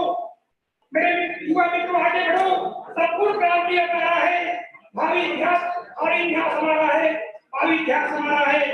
बेशक समस्याएं बदल गई, आजादी के पश्चात बेशक समस्याएं बदल गई, समय बदल गया। इसके बाद बीजेपी का ध्येय वाक्य हम सभी को प्रेरित करने वाला है, जहाँ भी अन्याय हो उसका विरोध करना चाहिए। उन्होंने जहाँ भी अन्याय देखी उसका उन्होंने प्रभावी विरोध किया, चाहे 1942 का भारत छोड़ो आंदोलन रहा हो या आपातकालीन इमरजेंसी का दौर रहा हो। आपातकाल के दौर में निरंकुश सरकार के खिलाफ खड़ा होकर जिस तरह सरकार का विरोध किया, लोकतंत्र से जुड़े हुए लोकतांत्रिक विचारधारा में स्तंभ के लिए हमेशा प्रेरणा प्रदान करने का काम करेगा। इस तरह से अन्याय के खिलाफ खड़ा होने की उनकी प्रकृति ने उन्हें जयप्रकाश का लोकनायक बना दिया। यही उनकी जीवन की अंतिम पहचान भी है। एक संपूर्ण क्रांति के दौरान बलिया में आम जनसभा को लोकनायक ने संबोधित करते हुए कहा था, जो दीवारों पर चिपका लोगों के गुस्से का इजहार है, जो दीवारों पर चिपका लोगों के गुस्से का इजहार है। और सरकार बता रही है कि साजिशों का इश्तेहार है, और सरकार बता रही है कि साजिशों का इश्तेहार है। लोकतंत्र में वर्तमान लोकतंत्र में मुल्क में जो वर्तमान दौर चल रहा है उस दौर में लोकनायक हमारे लिए लोकनायक की विचारधाराओं में सभी को जा रही है। लोकतंत्र के विचारों को स्वीकार किए बिना लोकनायक के विचारों को स्वीकार किएगा उससे अच्छी श्रद्धांजलि लोकनायक नहीं दी जा सकती। जय भारत, जय समाज।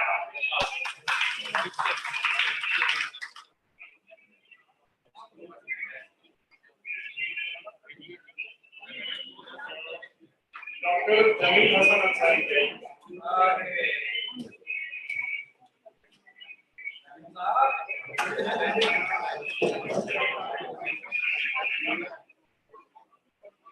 आदरणीय अध्यक्ष महोदय,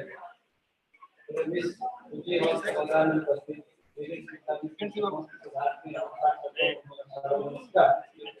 मैं मोहम्मद जमील हसन अंसारी और मेरे शोधारे का विषय है जयप्रकाश नारायण भारत में समाजवादी चिंतन का विकास 20वीं शताब्दी की घटना है। इस दृष्टि से पश्चिम की स्थिति भिन्न है।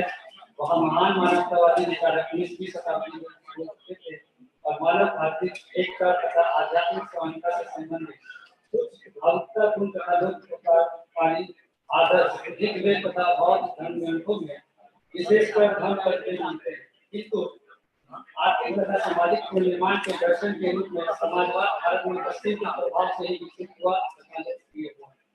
औद्योगिक क्रांति की नकारात्मक परिस्थितियों से समाजवादी विचारधारा का प्रभाव हुआ और पूरी दुनिया में विवाद के कारण बढ़ रही संकट को मिटाने के लिए समाजवाद की ओर से बड़ी आशा की दृष्टि से देखा।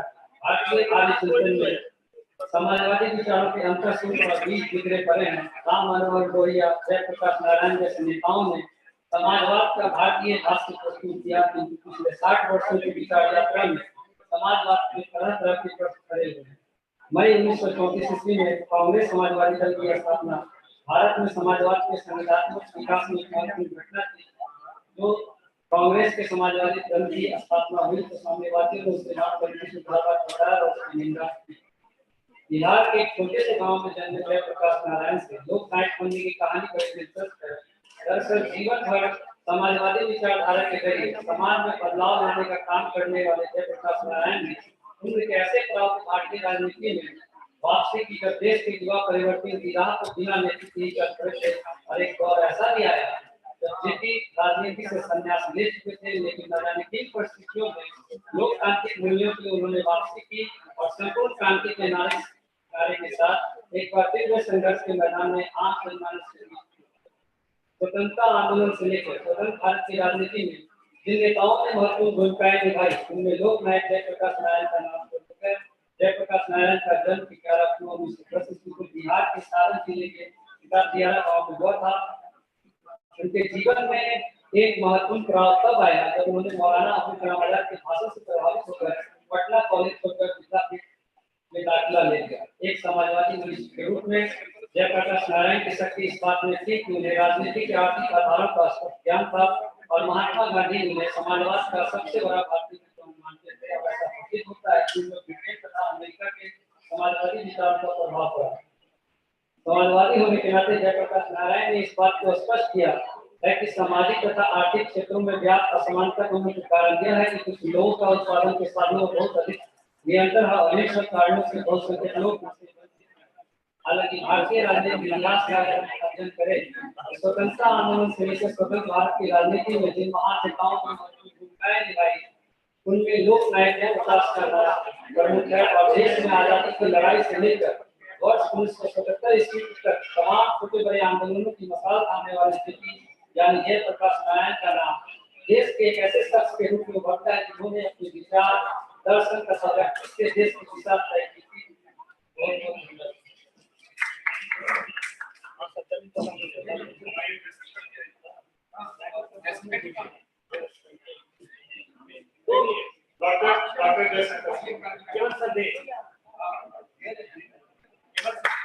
सम्मानित मंच, जैसा कि जयप्रकाश नारायण जी का आज जन्मदिन है, उस पे युवक बचाओ अपना देश में मैं एक सच्ची घटना का जिक्र करता हूँ जो शैक्षिक परिदृश्य से है। अभी तक जितने भी वक्ता थे, एक अभी हमारे पिछली वक्ता ने बोला कि उनके जो भी शिष्य थे परिवारवाद और राजनीति में जो है कि दबे कुचले हुए हैं। उनकी राजनीति जयप्रकाश नारायण की विचारधारा से कहीं अलग है। मैं उनके एक ऐसे शिष्य का नाम लेना चाहता हूँ जो 1977 में जब जनता दल की सरकार आई थी उस समय प्रधानमंत्री का था, लेकिन उसने घोषणा किया वो माननीय आदरणीय चंद्रशेखर जी थे। ये कहां से आया? गुरु और शिष्य का नाता था जयप्रकाश नारायण और चंद्रशेखर जी। चंद्रशेखर जी जब तक जिंदा रहे तब तक अपने परिवार के लोगों को राजनीति में नहीं आने दी। दूसरी चीज, आपको याद होगा कि जब भारत आजाद हुआ तो जयप्रकाश नारायण जी से ऑफर किया गया कि आप देश के होम मिनिस्टर बन जाइए, गृह मंत्री बन जाइए, लेकिन जयप्रकाश नारायण ने उसे अस्वीकार कर दिया और कहा कि नहीं, मैं राजनीति में नहीं जाऊंगा। पुनः 30 वर्ष के बाद देश को जैसे जरूरत होती है, जयप्रकाश नारायण ने सर्वोदय जैसे बड़ा आंदोलन खड़ा किया और देश को एक दिशा और दशा देने का काम किया और हमेशा उनका जीवन त्याग पे टिका हुआ था। उन्होंने कभी कुर्सी के लिए लड़ाई नहीं लड़ी। वो हमारे युवाओं के लिए संदेश है कि जब तक हम अपने समाज, अपने परिवार, अपने देश, अपने राज्य या अपने लिए त्याग नहीं करेंगे, एक समानता और न्यायकारी समाज की स्थापना नहीं करेंगे। आपको सोचना होगा कि अभी आपने क्या क्या त्याग किया है। जय हिंद।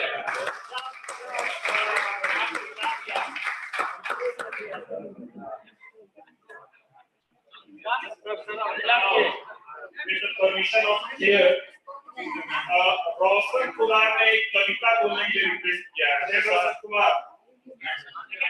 कुमार, इंडियन स्टेट में सेमेस्टर 2 से रोशन कुमार नहीं है, शिफ्ट किया जाए आगे सर आप। तो with this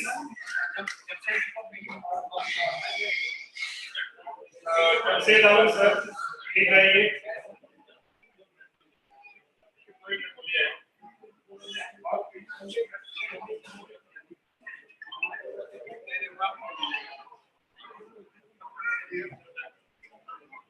आज के सभागार में हमारे डायस पर बैठे हुए यूनिवर्सिटी के पॉलिटिकल साइंस के चेयरमैन, हमारे dynamic chairman professor Muneshwar Yadav ji, हमारे दिल्ली विश्वविद्यालय के दयाल सिंह कॉलेज के associate professor doctor Verma ji, dais पर मौजूद doctor A V Verma sir, doctor Jay Kumar sir associate professor K S college, Gangesh Kumar Jha ji जो मारवाड़ी कॉलेज में हमारे मित्र हैं और मेरे बैचमेट हैं, doctor mister Alok Ranjan ji C M college Darbhanga assistant professor, हमारे कुछ साथी रिसर्च स्कॉलर के रूप में यहाँ पे हैं, रिसर्च स्कॉलर्स, हमारे स्टूडेंट, हमारे छोटे भाई, आप सबका खैरमकदम है इस सेमिनार में।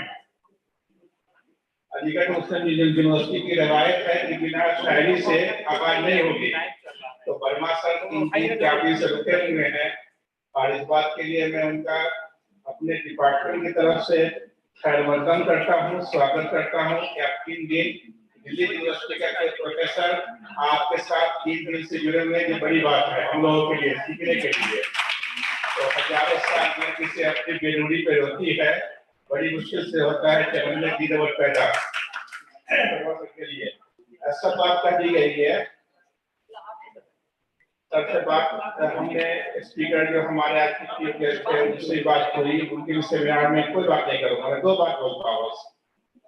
एक आंचलिक उपन्यास है मैदान रेणु की, उसमें एक लक्ष्मी का किरदार है। उस पूरे उपन्यास को जब पढ़िएगा तो पता चलेगा कि आजादी के 20 साल के बाद ऐसी क्या बात हो गई कि जयप्रकाश नारायण ने संपूर्ण क्रांति का घोषणा कर दी है और हजारों और लाखों करोड़ों लोग उनके पीछे हो गए। उसमें किरदार है कि जो ठाकुर है, जो जमींदार है, जो तहसीलदार है, आजादी से पहले वही जमींदार थे, वही तहसीलदार थे, और जब देश आजाद हो गया, जब सरकार बनी तो वही लोग मिनिस्टर हो गए, वही लोग मिडिल क्लास के हो गए, और जो लोग वर्कर थे, जो लोग देश की आजादी के लिए लड़े, तो फिर उसी तरह से जिंदगी जीवन यापन करने लगे। इसलिए क्रांति हुई। इस देश में क्रांति के लिए 2 आदमी, 2 विचारधारा, एक गांधी की विचारधारा, एक प्रकाश की विचारधारा। हमें तय करना है कि अभी जो स्थिति है इस देश की, और सबने दयाल सर ने वर्मा सर ने एक अच्छी बात कहा कि जब तक रहेगा तानाशाह आता रहेगा, तानाशाही को खत्म करने के लिए क्रांति होती रहेगी। क्रांति के लिए इस देश में हम भारतीय के लिए देश में 2 विचारधारा है, एक गांधी की विचारधारा, एक जयप्रकाश की विचारधारा। हमें जो वर्तमान सरकार है या तानाशाही कोई भी सरकार हो, उसको हराने के लिए हमको एक विचारधारा को खुद ही आत्मसात करना पड़ेगा और उसी विचारधारा के तहत हम क्रांति कर सकते हैं, हम सत्ता परिवर्तन कर सकते हैं, अपने अपने हालात सुधार सकते हैं। इन्हीं सब बातों से मैं अपनी वाणी को विराम देता हूँ। जय हिंद, जय भारत।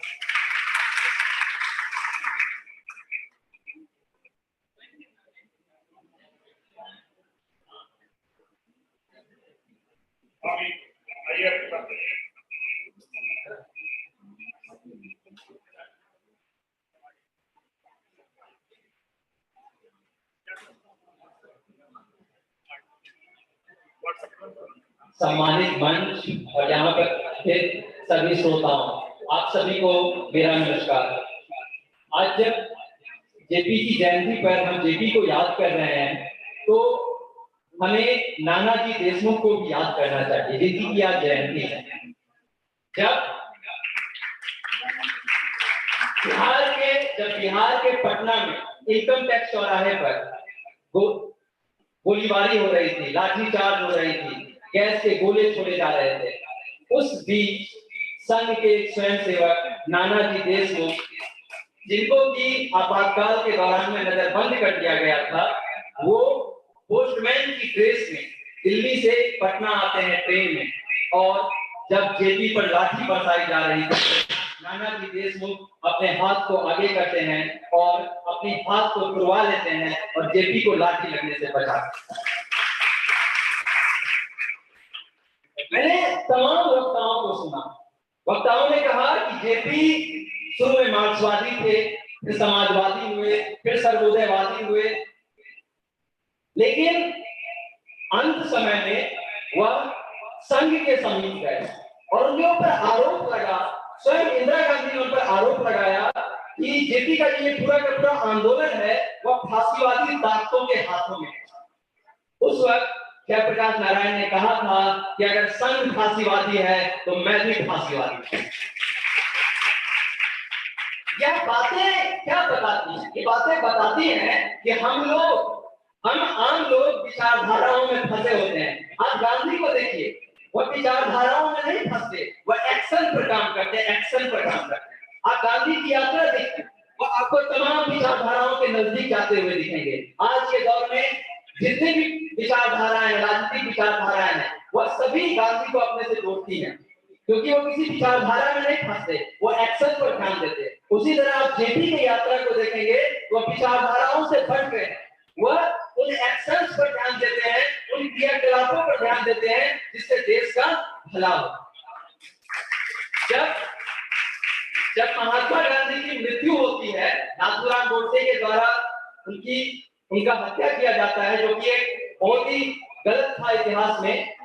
उस वक्त संघ को बैन करने के लिए, यह भी एक दिलचस्प है, कहानी है, रामचंद्र गुहा की पुस्तक इंडिया आफ्टर गांधी में लिखते हैं कि जब गांधी की हत्या होती है, उस वक्त संघ पर बैन लगाने के लिए मुंबई में एक जगह धरना चल रहा होता है और उस धरना में जाकर के जेपी बैठते हैं और संघ पर बैन लगाने के लिए आवाज उठाते हैं। और वही जेपी आपातकाल के दौर में संघ के साथ होते हैं। फिर से वही बात कहना चाहूंगा कि महान पुरुष विचारधारा के फेर में नहीं पड़ते, वह एक्शन पर ध्यान देते हैं। और हमें भी जिस समय जैसा धर्म हो, जैसा कर्म हो, उसके साथ जुड़ जाना चाहिए, विचारधाराओं से परे जाकर। जय हिंद, जय भारत।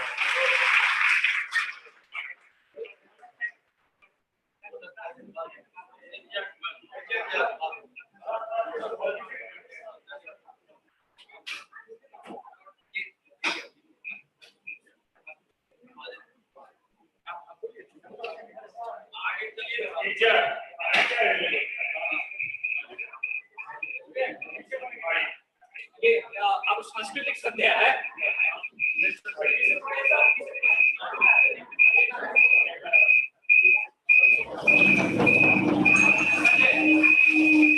चलेगा चल जाएगा वो है विवेक जी सर।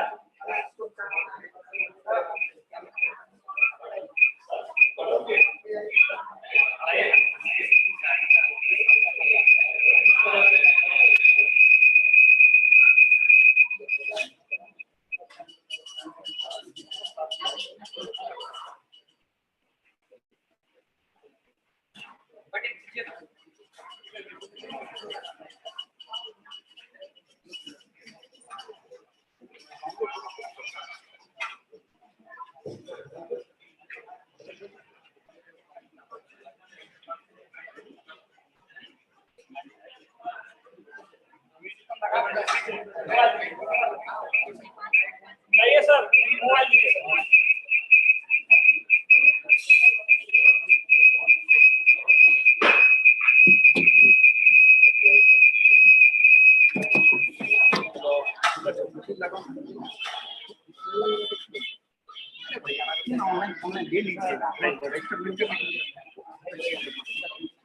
है ना।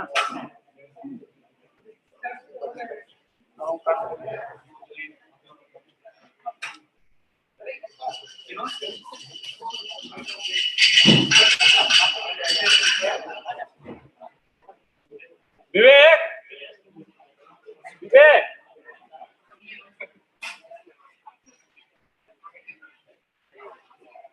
कन्नी बेस के साथ ऑडियो दे दो, बेस के साथ बेस बढ़ा के रख दो।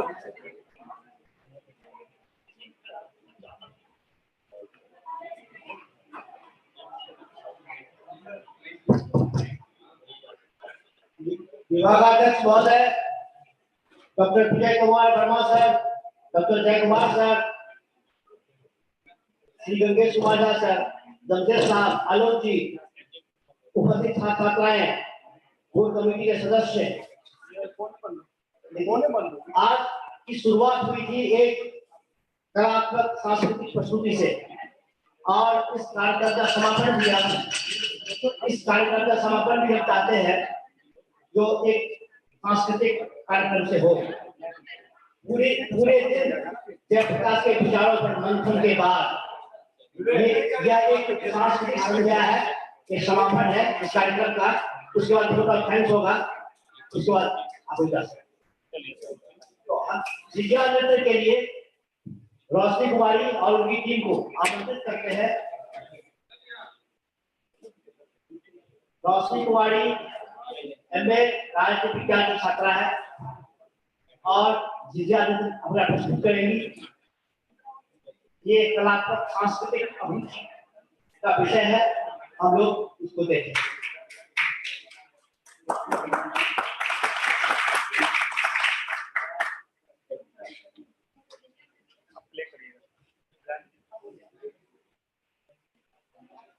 आवाज काहे बढ़ा रहे हैं?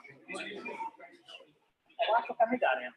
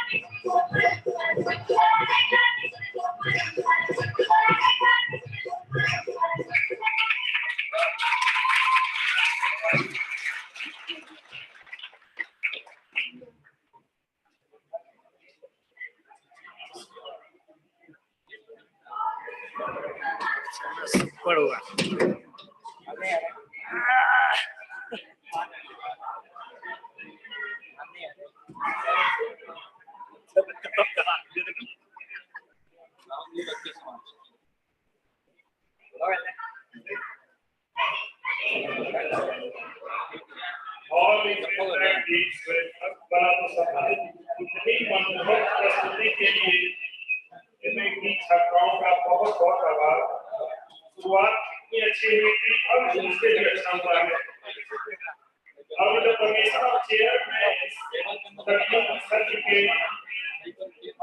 समापन की घोषणा करता हूँ। चंद्रशेखर की तीन पंक्तियों के साथ अगर फैसला नहीं होगा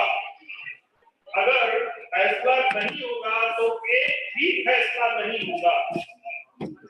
वाह सर वाह। सब अपने भले की ही सोचेंगे, सब अपने ही भले की सोचेंगे तो किसी का भी भला नहीं होगा। बहुत बहुत धन्यवाद। मैं थैंक्स के लिए गंगे सर को आमंत्रित करता हूँ और उसके बाद कार्यक्रम की समाप्ति हो जाएगी। बहुत बहुत आभार। Thank you, sir. After this delightful advance speech, I think I'd like to speak this. I don't have a few words. This session was quite informative as well as innovative also in many ways.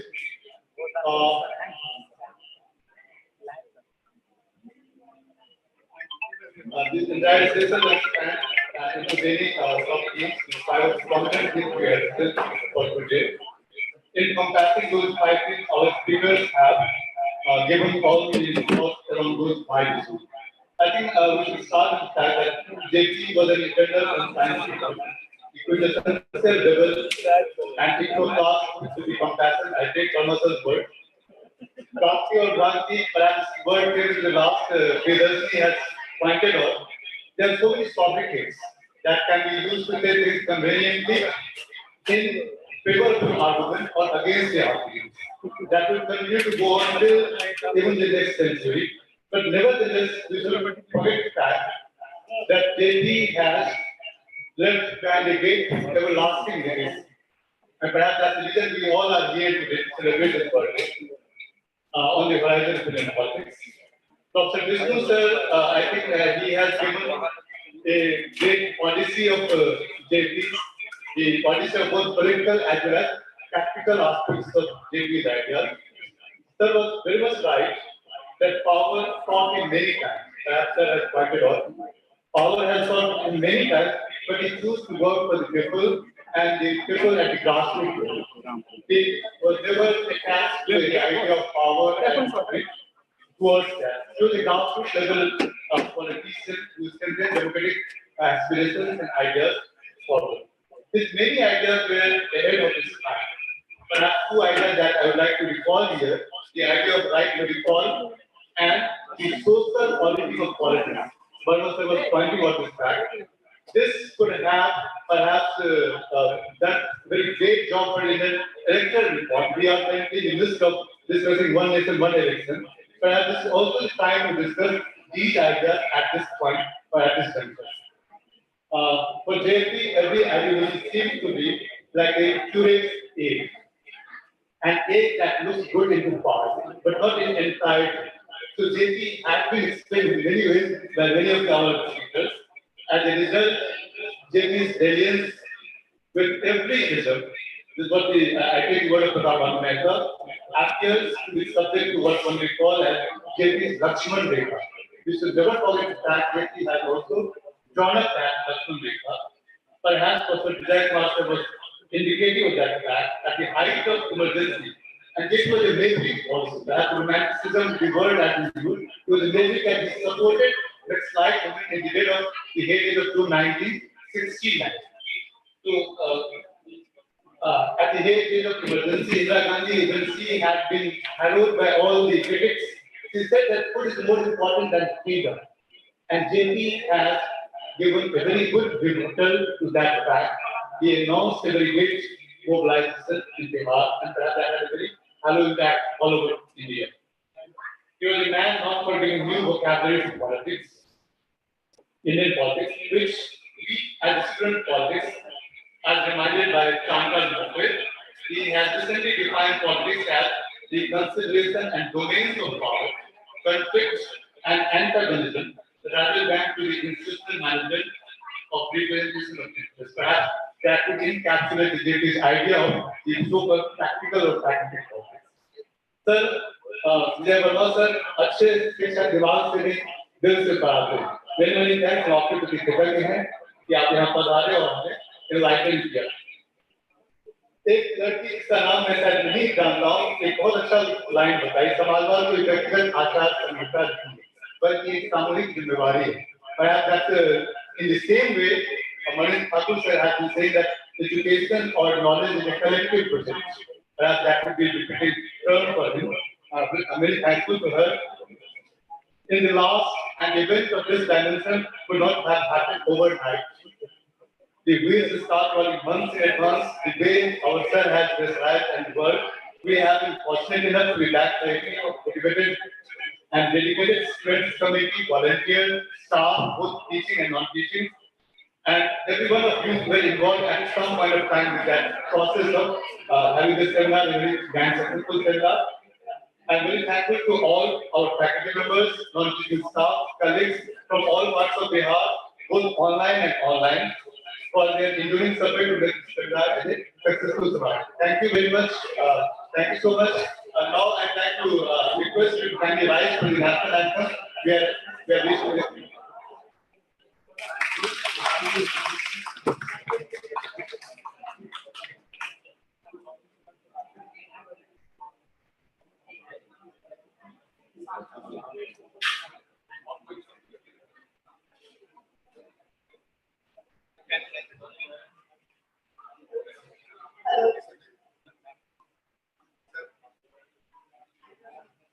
Jana Gana मन अधिनायक जय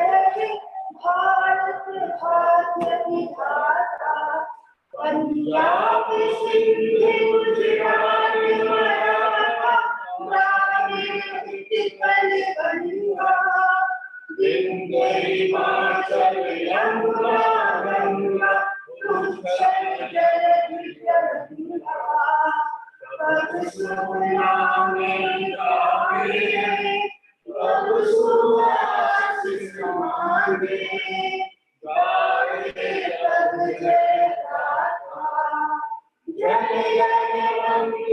जय